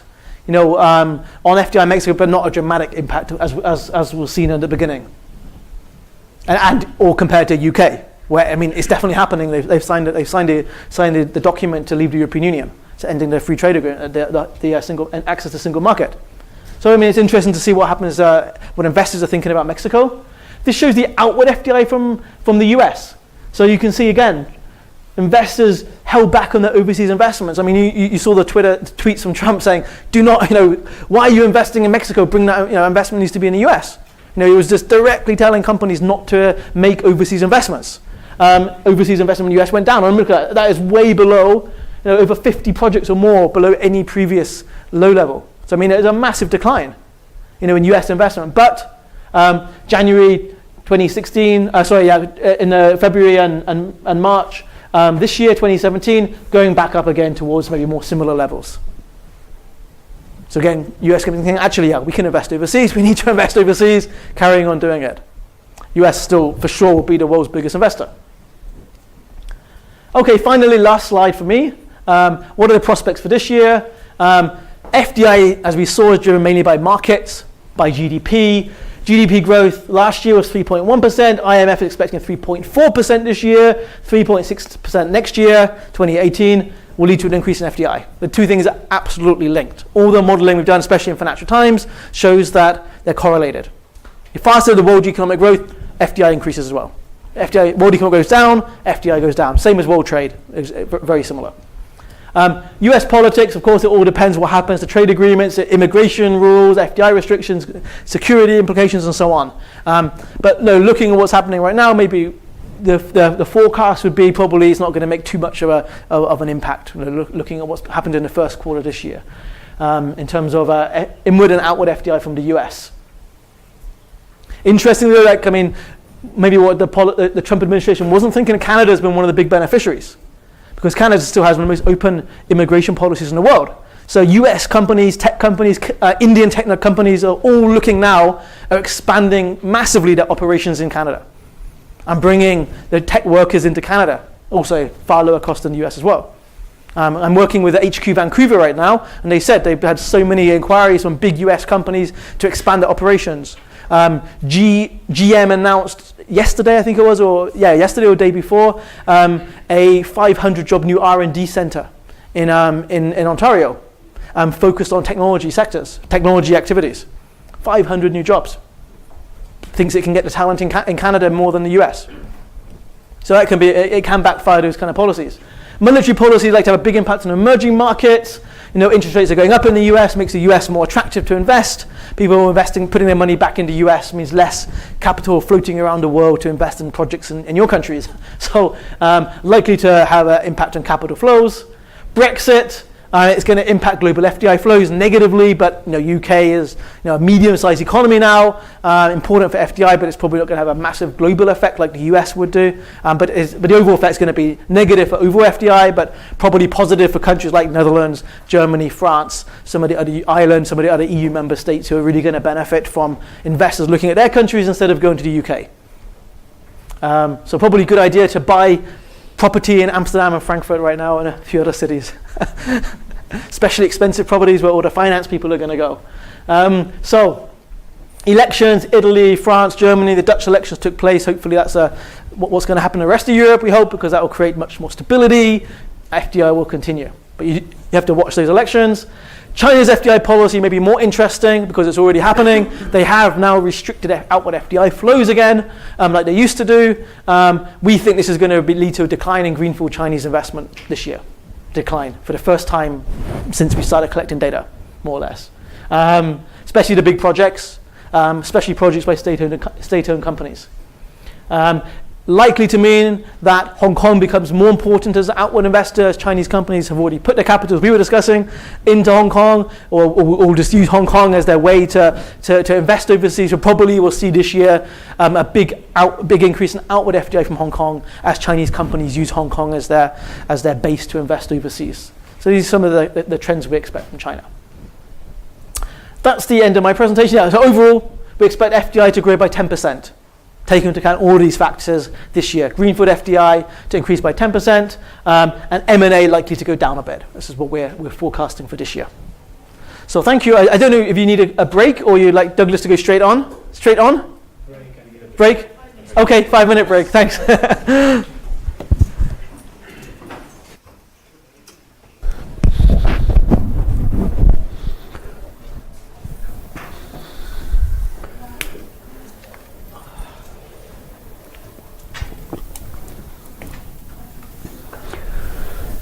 All right, is everyone in? Yeah, I think so.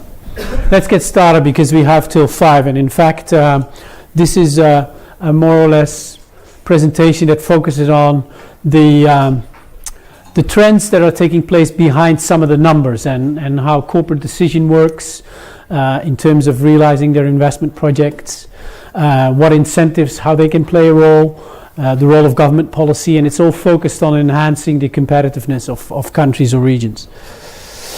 We've had these introductions already.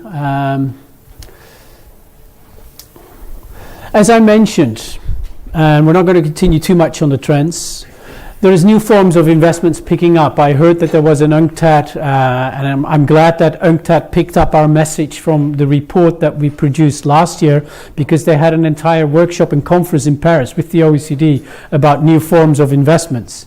So that's good. It could also be a theme of next year's or coming years. It's World Investment Report of UNCTAD. The trend behind it is there is a bigger story behind why these new forms of investments are coming up. And I think, there is excellent, and Henry and his team have been part and have been at the forefront of developing excellent products in the field of measuring the impact of foreign direct investment, and in fact measuring what foreign direct investment is at a micro level, actually at a firm level. And when Henry and I were sort of writing both our PhDs at the same time, but we weren't really aware of it, we were both looking at, all these international organizations are measuring foreign direct investment as a balance of payment statistics, and they were all working with the central banks of different governments. And our view was, if you really want to understand foreign direct investment, it takes place at a multinational level or at a small or medium-sized enterprise level. That's where you understand the dynamics of foreign direct investment, the motives, and that's also where you should measure it. And in fact, when I was writing my PhD, there was a project at Harvard Business School in the 1960s and early 1970s. They had actually produced a database where they measured what types of activities US companies were undertaking in Europe and in Asia and even here in the Middle East and in Africa. And it was actually the first project that started looking at foreign direct investment at an enterprise level. Because before that it was done by economists, and they were basically using all these general statistics and no one's actually looking at it at a micro level. Those databases, there were a number of people that got their PhD. Some of them are actually known professors, like Michael Porter. He was using the same database. Lewis Wells was working with it, and Ray Vernon was one of the other professors that actually developed the whole product. And we were actually at Rotterdam Erasmus University reproducing some of the statistics and looking at firm level, what types of activities were conducted by multinationals and how could we really measure that. And Henry was sort of doing the same thing. So it's important to measure, start working on the right data, right statistics, because if you don't have those statistics, you cannot draw the conclusions as Henry just showed. What are the motives, what are the drivers. But it's also important to understand that, beyond FDI, there is new forms of investments taking place. And if you look at how we can measure it, there are not many ways we can measure FDI now, I think, and there's still challenges to overcome. That's why Henry has started working on his FDI accounting system. M&As, we can measure more or less. There is some good databases. If you look at these ones, well, exporting is part of trade, but if you look at these management contracts, franchises, alliances, and joint ventures, there have been some academic initiatives over the past 10 to 20 years, but there are no really global databases to measure the impact of these forms of international business, but they're increasingly important. For instance, many Chinese investors, but also Indian investors, are looking for strategic partnerships, alliances, joint ventures. How do they end up in these statistics? They don't yet, but they're growing quite rapidly. And it's very difficult to measure the impact.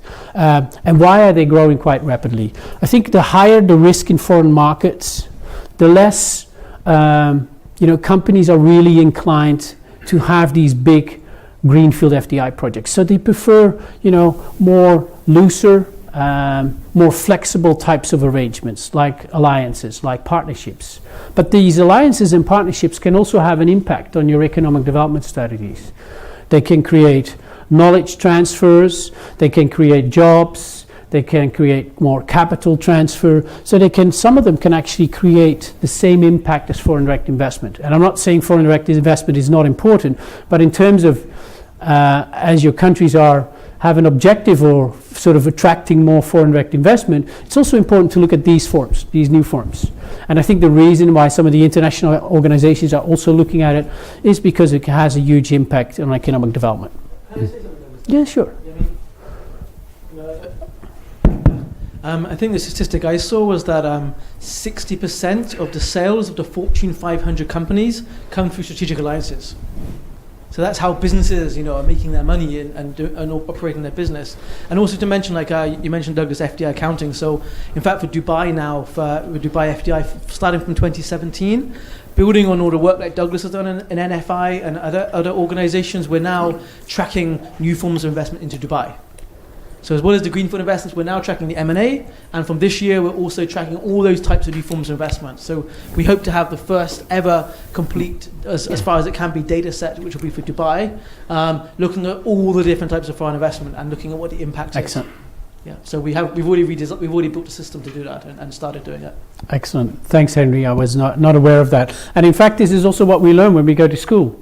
When we go to college or university, this is when you talk about international business, this is only part of the story. But this is the bigger picture. Excuse me, Yes. how do you put FDI here? Is it a green field you are mean? Because all these form of FDI, Yes. So FDI. No. FDI is one form. It's actually forms of doing international business. That's sort of how. And FDI is one form. Yeah, but joint ventures, merger and acquisitions, is it not forms of FDI? It is. This can be integrated in FDI, but it can also be independent. It depends how it's financed. Joint ventures is not necessary unless there is a capital transfer, but most joint ventures and alliances, especially alliances, there is no capital transfer. So there is some overlap, but here is the equity forms and the non-equity forms. As I mentioned, FDI is seen as the holy grail by many organizations. It also relates to the comment that I provided to to some of the statistics. In terms of many governments have such a focus on foreign direct investment, so they tend to forget the other new forms of investment.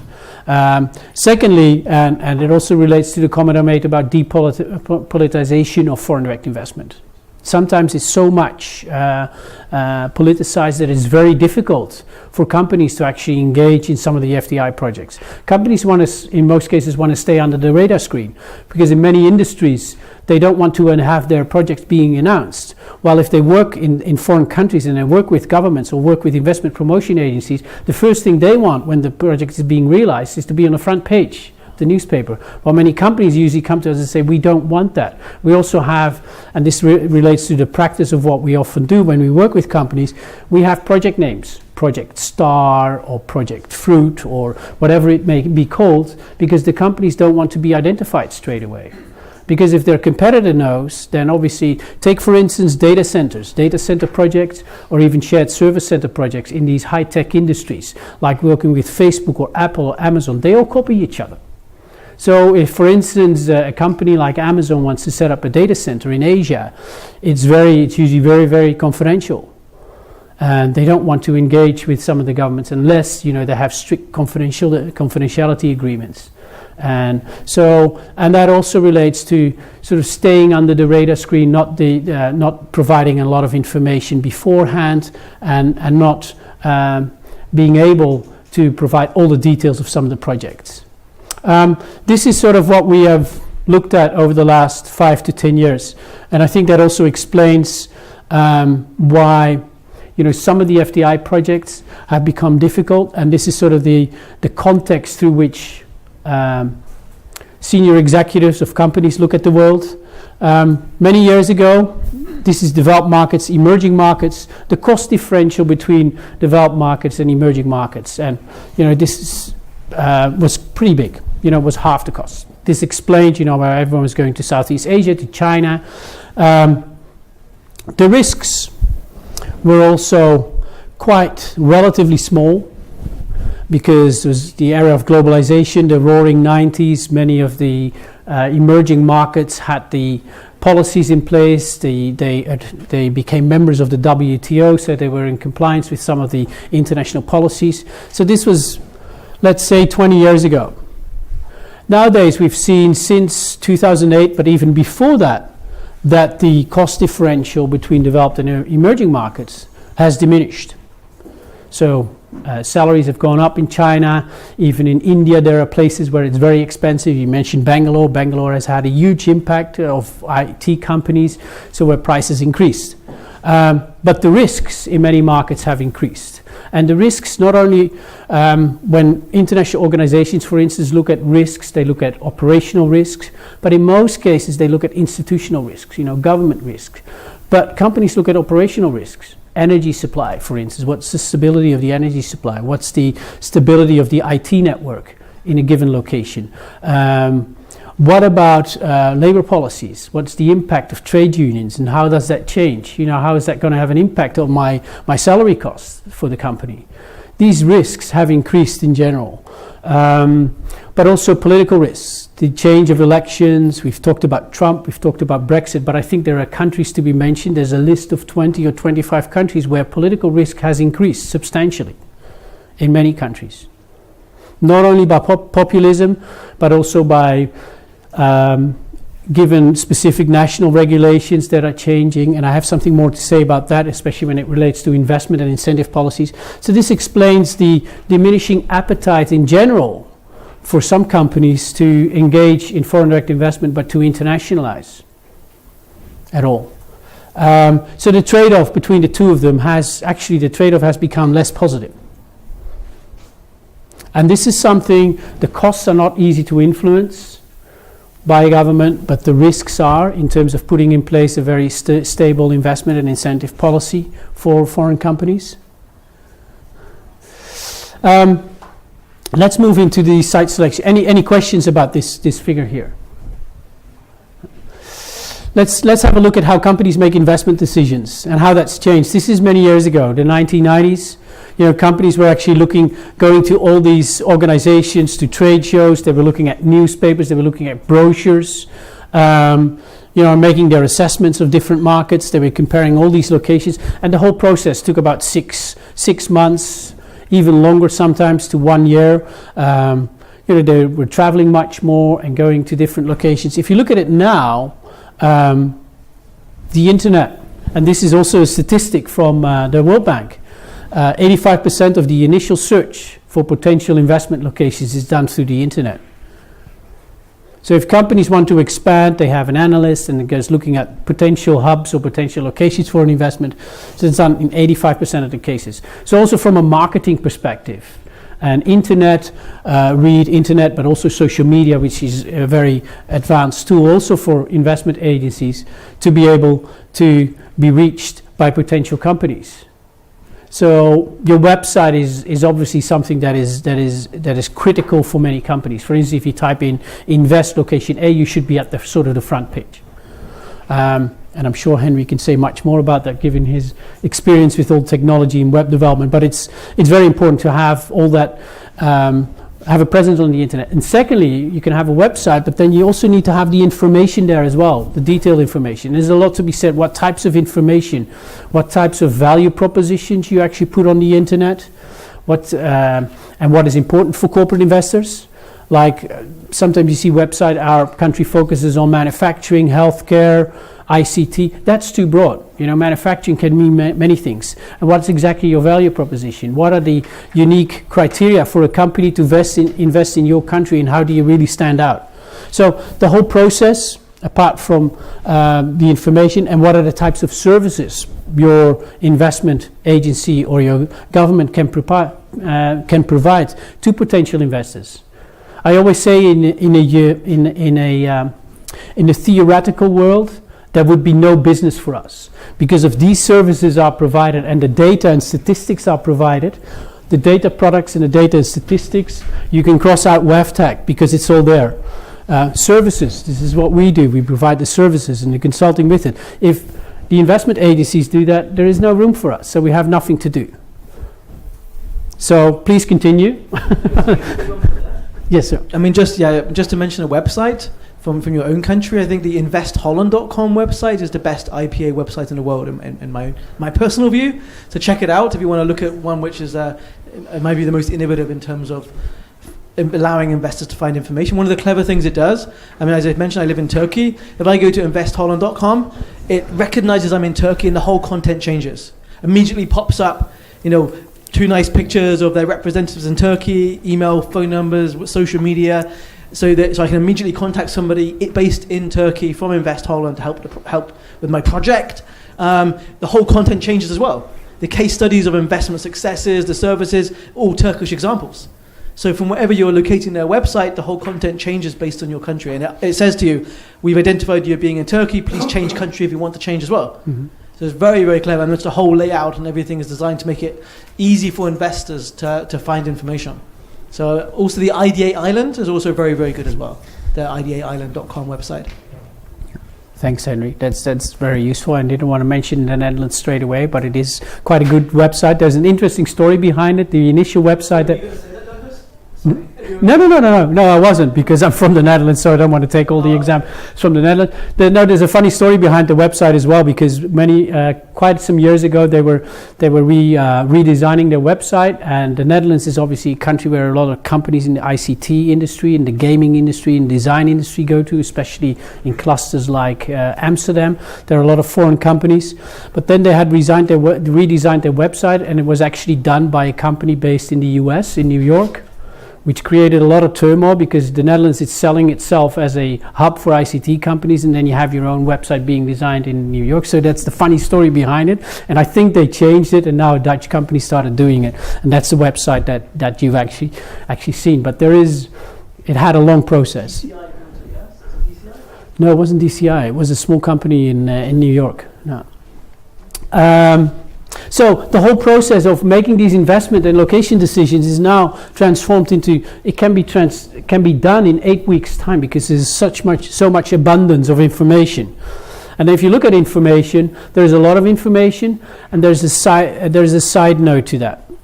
Many companies sometimes complain, we really want the detailed information. The detailed information that is relevant for our industry. So for instance, if you have rankings on your website that just say we're ranked number 6 or number 8, it's nice, but you need to explain of which publication, and ranked number 8 out of how many? Out of 10 or out of 200? That makes a big difference. And why are you using those statistics? Why is it important? For instance, sometimes you see a lot of information about climate. Our local climate but it only if you're an agricultural investor that's interesting, but if you're an ICT you don't really care. Or tourist information on website, unless you're promoting tourism, that's relevant. But tourist information, investors want specific. A pharmaceutical investor wants information about the pharmaceutical clusters, pharmaceutical information. ICT companies or shared service centers want information about stability of electricity, IT, your skilled workforce, education level. So that's important as well. Well, this is the whole process companies go through, and it actually narrows down from countries towards cities. And then in between, this whole process can take much longer than the 8 weeks.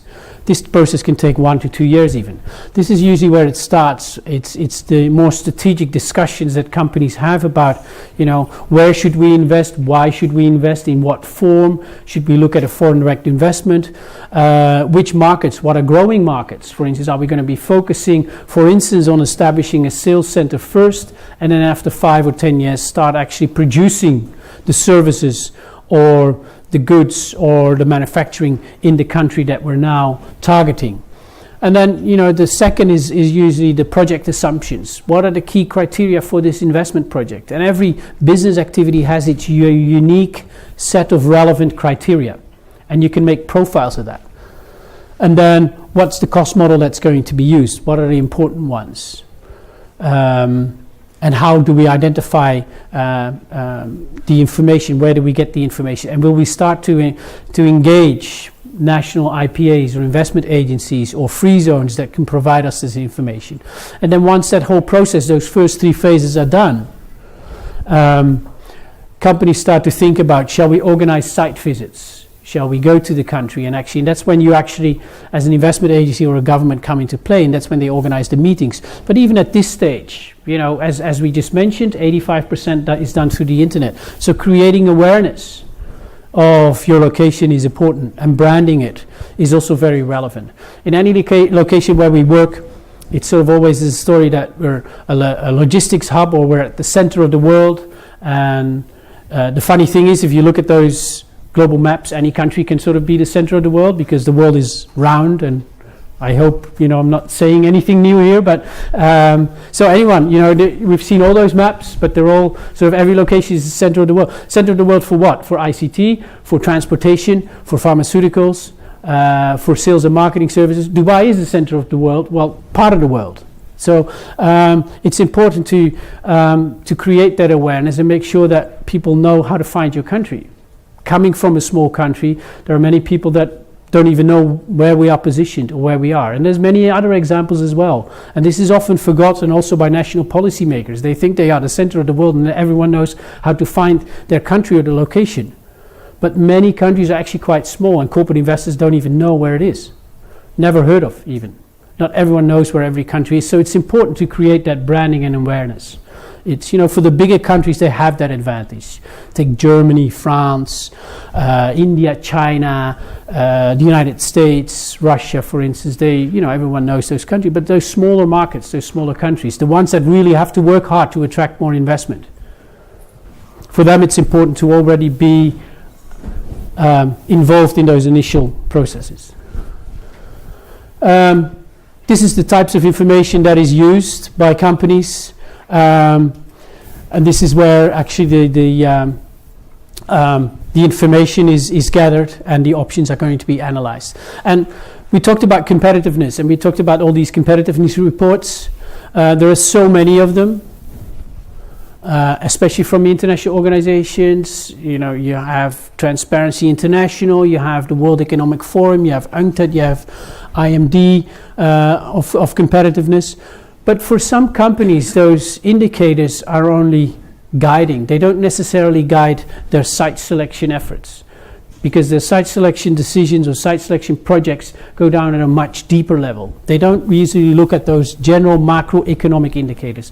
They're guiding, for instance, to select between 25 countries to narrow it down to 15 or 10, but after that, they will use much more specific information. As I mentioned, more sector-related information, business activity information that is much more difficult to collect.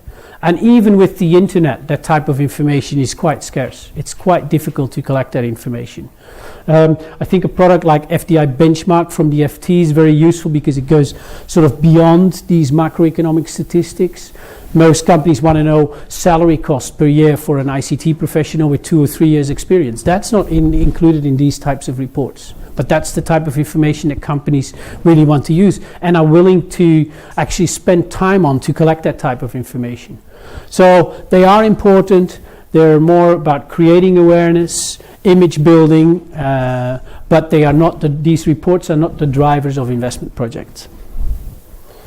Some examples here, they're more factual, like real estate, CBRE. It's good information. It's done by brokers. They actually know the market. They know the types of information, prices and earnings for construction, paying taxes, PwC report. Those are the people or organizations that really have that insight, that really thorough information. This is one I sometimes use. I think it was a publication of the Economist actually in 2015. World Bank's Doing Business indicator. In fact, the funny thing about it's often cited, the World Bank's DBI index. It's important to measure business climate, but it's often not for specifically related. It's more related to domestic investment rather than foreign direct investment, because FDI in most countries gets the red tape treatment. It doesn't go through all these procedures that the World Bank measures. For instance, registering a company takes 3 months. I don't think any multinational company that would invest in a specific country where registering a company would take 3 months would invest. It's much shorter. They get the red carpet treatment. Secondly, free zones. Free zones circumvent that whole process, because if you measure it, for instance, if you would take in some countries, I'm not going to mention any examples, where there is the sector outside the national economy, or the companies that invest outside free zones and the ones that invest in it. The ones that are investing outside free zones, they really go through all those procedures. Getting a trade license takes about 4 to 6 months. But if you invest in the free zone, it takes 10 days. But that's not measured in the Doing Business Index.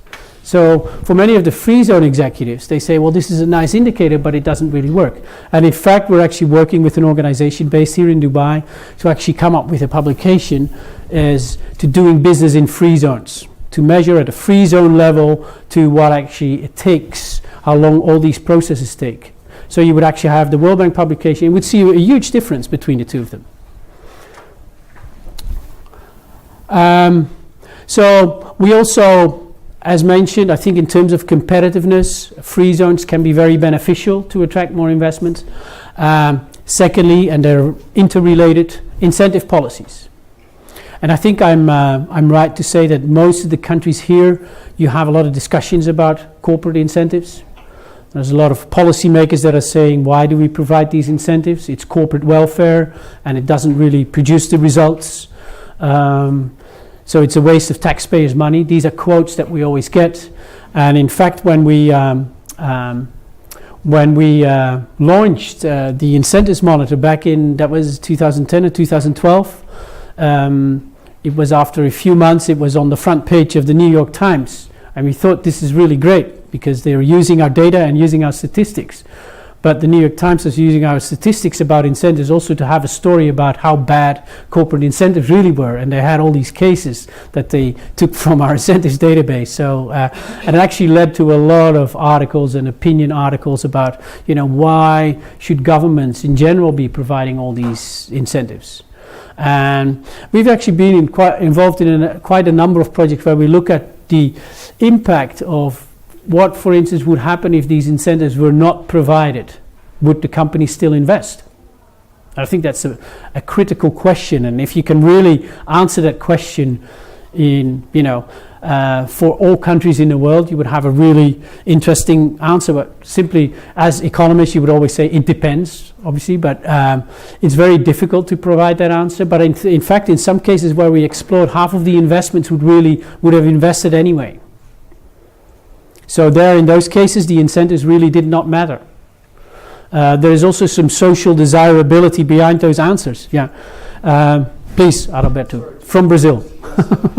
Well, thanks. That's a very important point. You see, in Brazil we have 27 states, and yes, there is a real competition, and incentives play a big role in that. So that's also the prisoner dilemma. Whether if you don't give, other states are giving, 5, 6 states are giving, and you're just out of the competition. But also there is another side of the incentives that even internationally now we are facing not only national competition but international competition. So the key challenge for IPA is how to position. Should you withdraw from the game, from the competition? Should you not? I know some states in Brazil, they don't provide incentives at all, and they are attracting investment. But the key issue from my opinion is quality of investment. Usually companies that are seeking aggressive incentives are the ones that are going to let you down, or are going to leave your country, your region in 3-4 years. As soon as the incentives are over, they will leave. So there's also, I'd like to, if you could elaborate a little bit about the quality of incentive, if there is a correlation between the kind of quality of FDI and the level of incentives. Okay, good point. Really good point. I think there's two things. One of them is you have. I think what Henry showed is some of those projects in the technology industry, call centers, shared service centers. They are very receptive to incentives. Those are industries that are fast moving, those are investment projects that are very much related to incentives, and they will disappear quite quickly. But secondly, most important is there hasn't been much rationale of what would you like to achieve as a country with providing those incentives. And I think the World Bank calls them locational incentives. Those are the ones that really for attracting investments. But you have also incentives that try to determine the behavior of a foreign investor. And those are the ones that are picking up these days to influence the behavior. And that's also the point we made about sustainable development. What is it that you would really like to achieve as a country by providing those incentives? Is it simply to pull in an investor? And that definitely disappears. You're right. Those incentives are really not the really long-term incentives. Or is it to influence its behavior? And there are many examples of the two different ones. For instance, giving corporate income tax exemptions is usually one that works very well for specific investors. But for instance, like if you want to attract shared service centers, they're usually cost centers, so they're not going to make any profits in your jurisdiction anyway. Because from a corporate transfer pricing or tax perspectives, those types of investments are cost driven. They're expensive, and usually they're not going to make. So the corporate income tax exemption doesn't really matter. But for those companies, the ones that really do matter, and for which they would really like to invest in the long term, is how are you going to help them produce the skilled people that are necessary to run the shared service center or call center? So how are the types of training incentives that you're going to be providing, or costs that the company makes in terms of training staff or giving them experience to make those tax deductible? Those are the ones that are much more fruitful. So it's, again, two sides that are playing an important role here. It's the companies, but it's also the governments in terms of it's the type of incentives that you produce or present are the types of investors that you will also attract. So, yes. Yeah, just to mention, on Monday afternoon, just before the closing ceremony, we're doing a panel on incentives and competitiveness. And I'm moderating. This is one of the panelists, so I think if you're interested in the subject, you can also come to our panel on Monday. Thanks. Excuse me. Yes, sure. I mean, here just to build in the dialogue. I mean, here there is sometimes, I mean, we are facing difficulty to figure out why certain government giving, particularly in the free zone, because there's no tax, no job creation for locals, and everything for export. So what's the benefit of the host economy to provide such high level of incentives? because they are not creating a job for the local people. Maybe they create a job, but all for foreigners, and they are not paying tax. So public finance is not benefiting, and also very rare they are using some of the local content. There's different reasons why governments provide incentives, and I think the ones that you're mentioning now are part of a broader strategy for the country to position itself that it can attract those types of investments. To give you an example, we talked about Singapore before, and there's an interesting story behind Singapore. In the early 1960s, 1970s, there was a Harvard professor that actually visited Singapore, and the big question then was, how do we make Singapore big? How do we attract investment? Because no one really sees the benefit, apart from everyone knew that it was part of a very strategic part of the world, between connecting point in terms of building a harbor. And the people from Harvard said, well, if you don't give them incentives, no one will come. And that's what they did, exactly what they did. So if you're a country that doesn't have any experience in specific industries, say you want to build up a pharmaceutical cluster or an IT cluster, and you don't have any experience, then it does make sense to give those incentives. And even if it's an investment from corporate taxpayers' money, then otherwise the company simply wouldn't come. There needs to be an additional benefit for them, because you have no track record, you don't have any testimonials. Silicon Valley doesn't have to provide incentives for companies to establish themselves in the ICT industry. It's not necessary. Why in the free zone? Why is it not in the whole economy? Why in the free zone? Because the free zone has the legislation actually to provide those incentives. I think there's a lot of, as you said before, Douglas, the free zones are not just about low tax or no tax, it's about the service ease of doing business. Yeah? Exactly. You get all the licensing rules, you can set up 100% for ownership. Yeah. If you want a zone, you've got a local partner. So I think a lot of it is about just making it easy for companies to invest by getting around the other rules. But I think the question is kind of right. I mean, if you look at, say, Hong Kong, for example, more or less you can say the whole country is a free zone, so they have one low corporate tax rate, which every company pays no matter where you are. And I think a lot of economists would argue you can achieve that. That's the best way. But in many countries, it's also, as Douglas said, because of to get over all the business rules and regulations as well, FDI restrictions. Yeah. I think it is some of these incentives are to boost exports, which also help economies earn foreign exchange, which leads to stability, like on a broad macroeconomic term. When it is not providing employment, when it is not adding to the tax income of the local government, then the other benefit is the foreign exchange that I think. It's a big reason.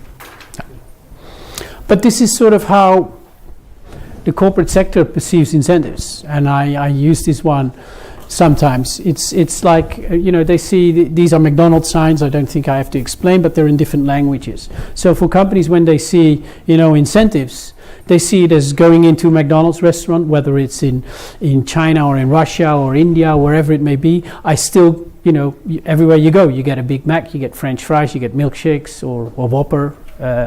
Or no, Whopper is with Burger King, I think, but it's so you still get. It's like you all get the same package wherever you go. You get the corporate income tax exemptions. You get the same financial or more or less the same financial or non-financial incentives. So for them, in today's world economy, it's fine to have them, but what about the rest? How are you going to help me grow the firm? What are the services you provide? Exactly what you're talking about. What are the additional services that a free zone or a country is going to give me? And this is the focus of many companies today.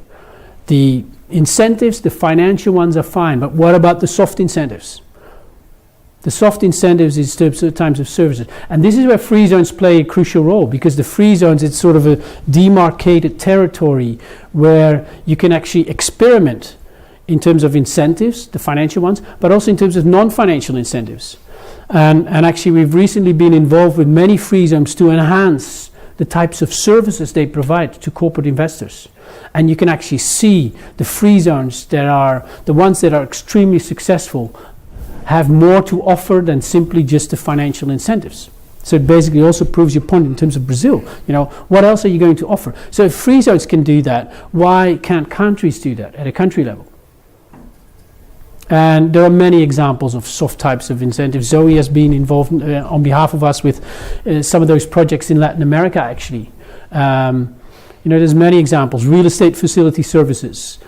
even providing daycare or providing barber shops or transportation. There are many, many examples that really work in free zones. So then you go beyond the financial incentives. And this is also one that supports that story. It's tax rates, they're important, but please also look at the economic fundamentals of a country. And that relates to the motives and the location determinants that Henry also spoke about. It's not about tax only. If you want to sell or position your free zone or a country basically only by providing financial incentives, it's not going to work. It needs to be more than that. And in fact, it showed that the skilled workforce is also an important one. It's really one of the biggest drivers behind most investment projects. And I think to add to that, Yeah. it's very important that the government is cooperative and accessible.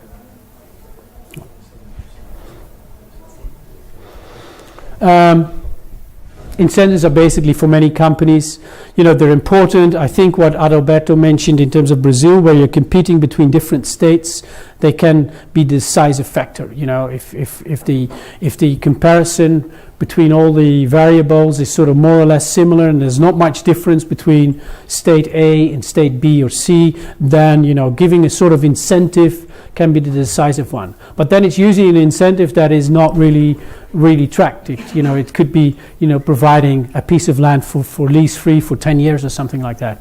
And I think Singapore recently and also Malaysia are much more involved now in providing tailor-made incentive packages to companies that are related to the specific business activity. And they're not really open and transparent in that respect. It's very strategic, but it makes much more sense.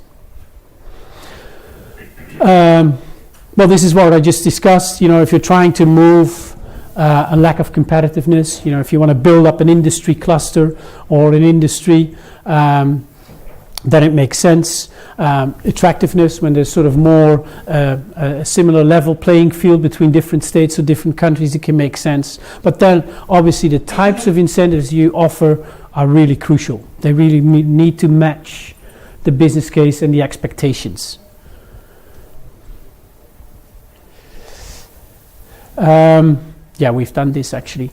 Let me go into the... this is actually, if you look at free zones today, from a historical perspective. If you look at the competitiveness, and this relates also to the story I was trying to convey about the free zones now. The traditional free zones are the ones that are losing their erosion of competitiveness in terms of providing financial incentives. They're the ones that are going to be losing out. The ones that are now, today, thinking about, what's our role going to be? What will happen to our free zone if the government decides that there is no more a free zone policy, that we're not able to provide those special tax exemptions or those financial incentives? Those are the ones that are going to be creating the dynamic gains and the new rules of competitiveness. So thinking beyond those financial incentives is for many free zones, but also for many countries, because there's many emerging markets that not only have free zones, but position themselves among corporate investors only by providing incentives. I've been involved in many meetings where the IPAs actually provided, well, here's our incentive policy. And the company hadn't even asked for it. They were not even talking about it. But it's it's a weakness, It's like you give something away for what? There is nothing on the table yet. So the incentives are the tip of the iceberg. And probably the CFO would ask for it at one stage, but it's not the decisive factor either of many investment projects. And if it is, and that's when the story of Adalberto comes in from Brazil, if it comes on the table at the first meeting, it's probably a company that's not going to consider for a long-term investment anyway.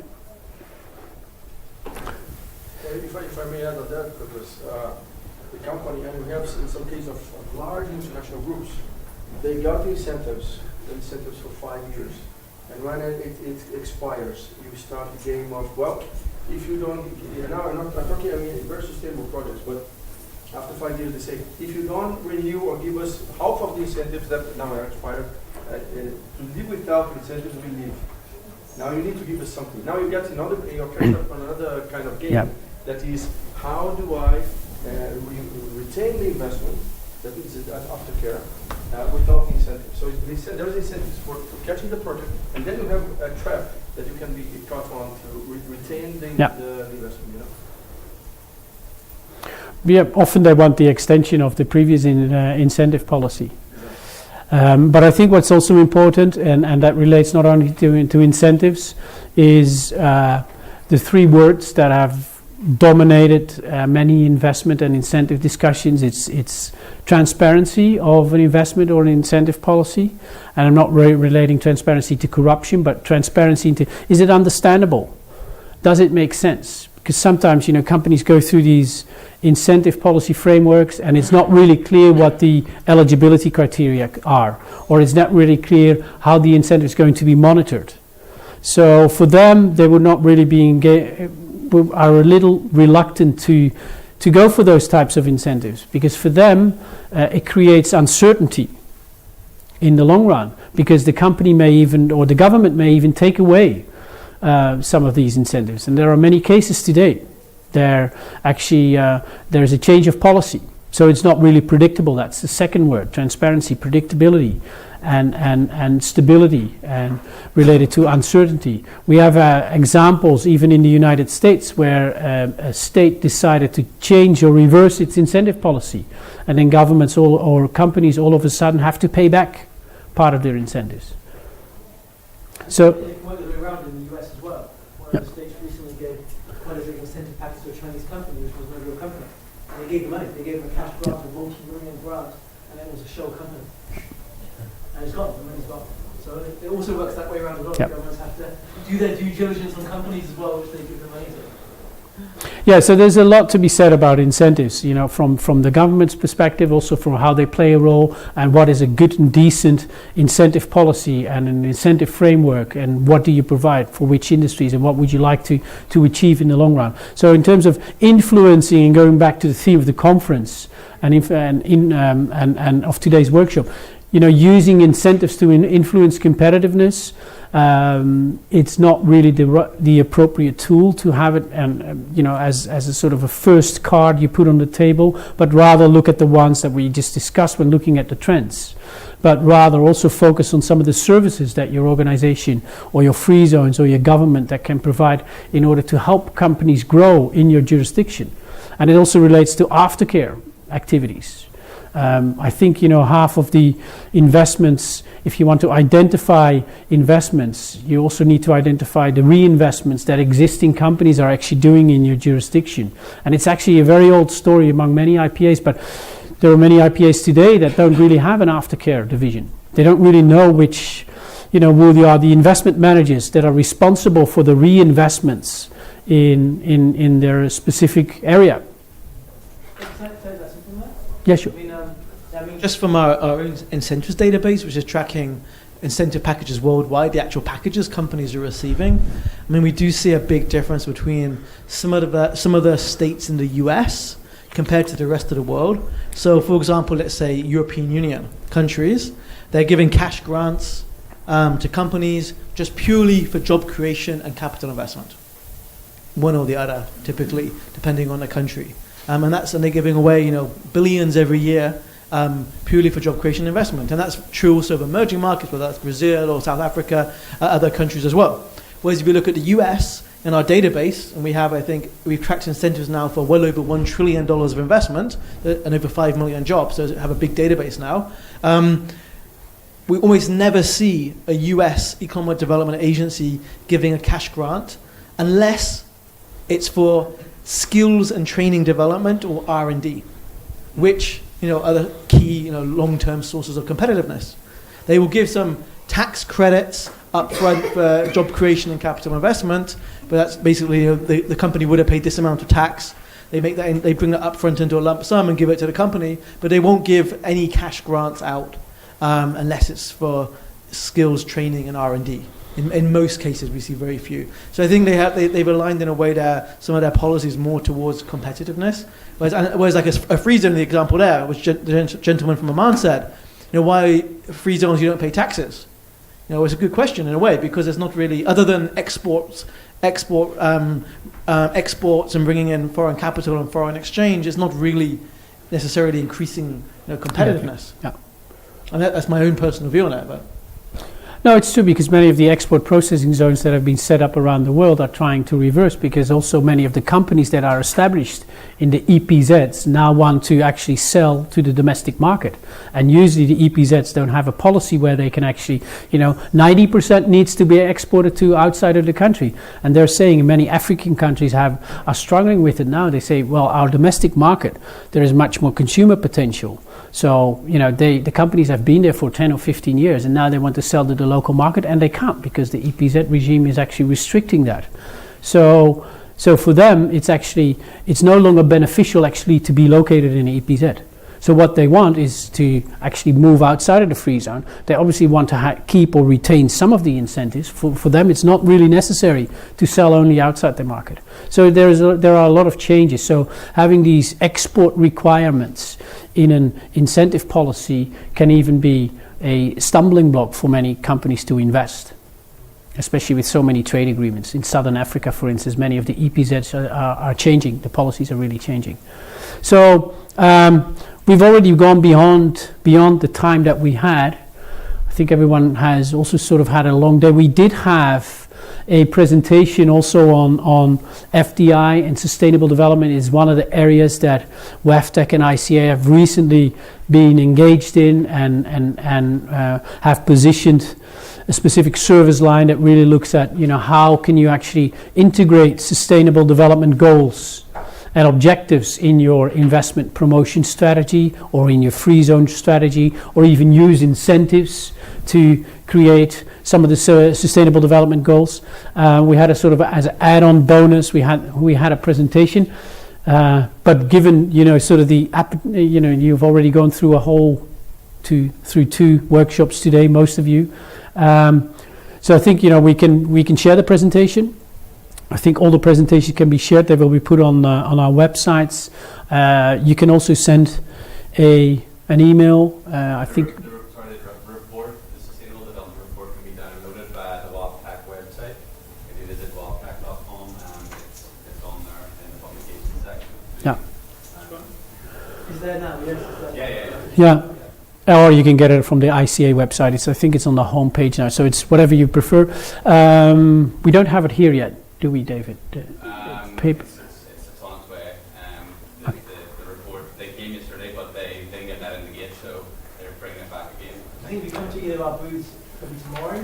Yeah. We'll be able to get copies of the report. Yeah. WAFTEC and ICA both have a booth here so we'll have the reports there as well. Feel free to read any questions in relation to the presentations we had. Feel free also to reach out to us, send an email, any questions that you have beyond this. Thank you very much for attending. I think you can also give a business card to Zoe or to David if you want to receive the presentations directly. That's also fine. I wish everyone you want to say something? I wish everyone a great conference. We hope we have time to go to some of your country presentations, and all the best with increasing the competitiveness and attracting FDI. Thank you.